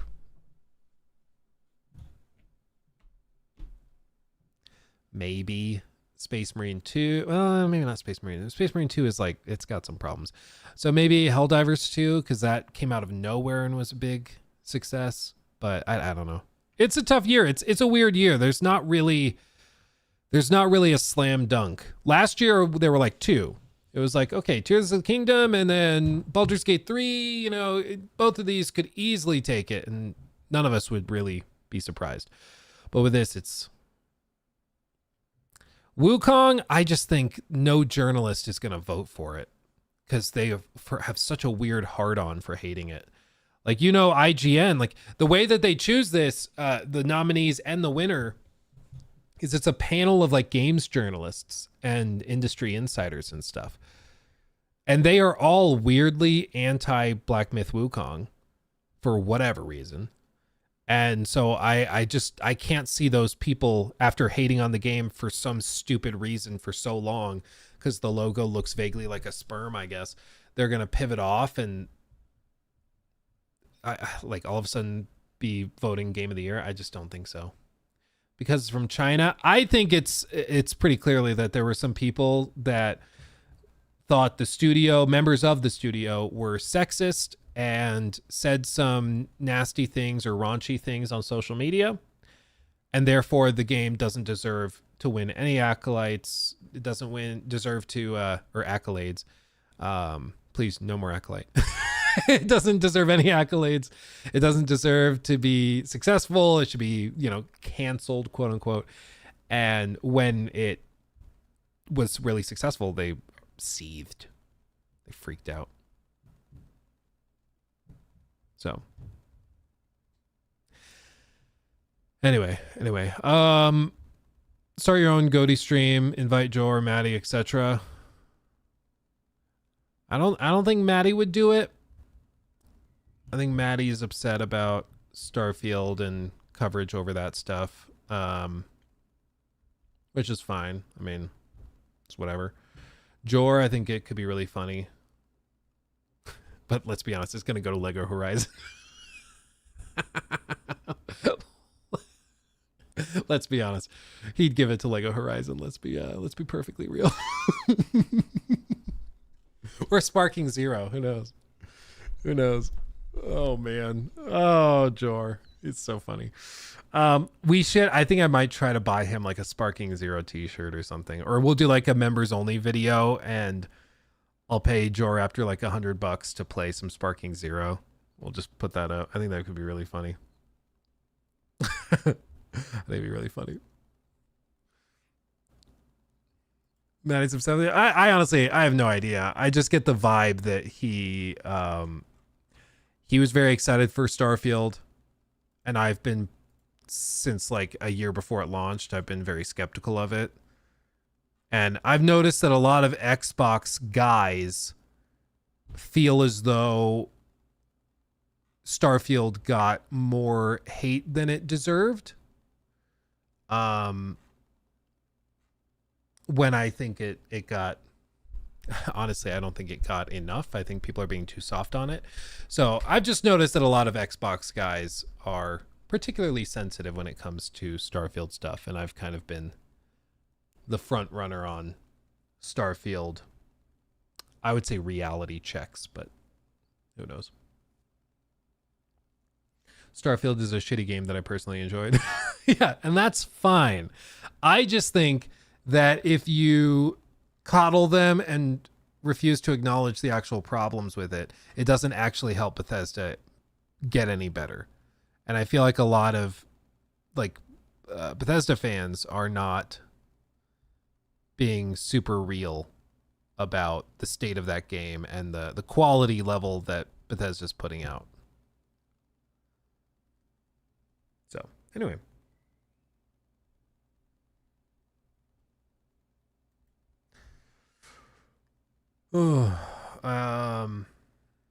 People legit enjoy Taco Bell. Who am I to judge? That is a very, very good point. I love me some Taco Bell. I'll tell you what.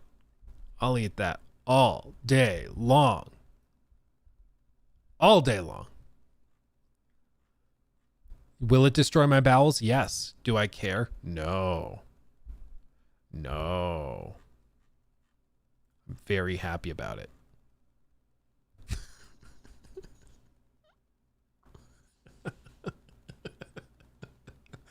Oh my god. That's pretty good. That's pretty good. Yeah, it's gone mostly negative. But yeah, we all rushed it, didn't we? Yeah.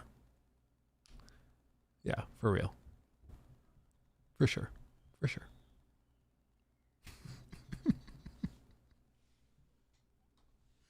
Oh man. Oh man. Anyway. The X algorithm knows me. It's like, yeah, Luke would find this funny. Sure enough. They got me. Okay. So what I'm gonna do, fam? What I'm gonna do is, okay, hold on.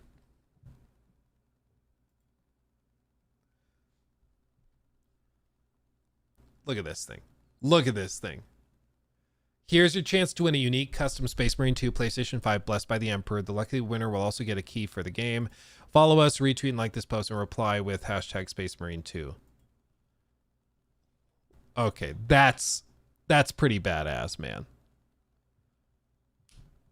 That looks pretty Gucci. Come on.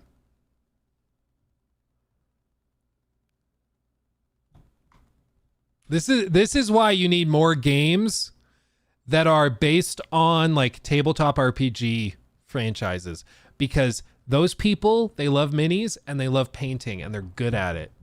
And so you get stuff like this that will overheat after 3 minutes. Oh yeah, no, you don't turn this thing on. No, this is a paperweight, but good God, it looks good. Can you imagine having this in the background? Man. That's fantastic. Yeah, this could double as a playing field prop. You straight up could use this in a game of Warhammer as like the center objective or something. You could totally do that. That's so cool. That's not a pro though, so ew. That's a good point. That's a good point. It does have a disk drive though. They did not cheap out. It does have a disk drive, so we'll give them that. Not only could you play games on it, you could use it as terrain. Yeah, straight up. Straight up. A Blood Angel version? Yeah, dude, that would actually be sick. Or a Chaos Demon version? Man, that's all market. Maybe that's what we do. We just buy PS5s and then build stuff like this and sell them. That's funny. Okay, everybody, I'm going to call the stream there. We're going to have a wonderful weekend. I will see you guys on Monday. It's going to be awesome. Okay?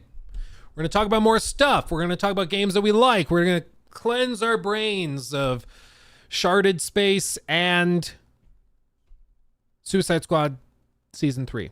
I need a palate cleanser. So I'm going to go. I'm going to play some more Astrobot. I'm going to play some Until Dawn remake. I'm going to go on a walk with my boys and my wife. We're going to vibe. You guys have a wonderful weekend, okay? You guys have a wonderful, wonderful weekend. Thank you again, Loop, for the sub over on Twitch. You guys are all amazing. Thank you, everybody, for being here. We'll see you soon. Hugs and kisses. Stay safe. I'll see you Monday. Love you.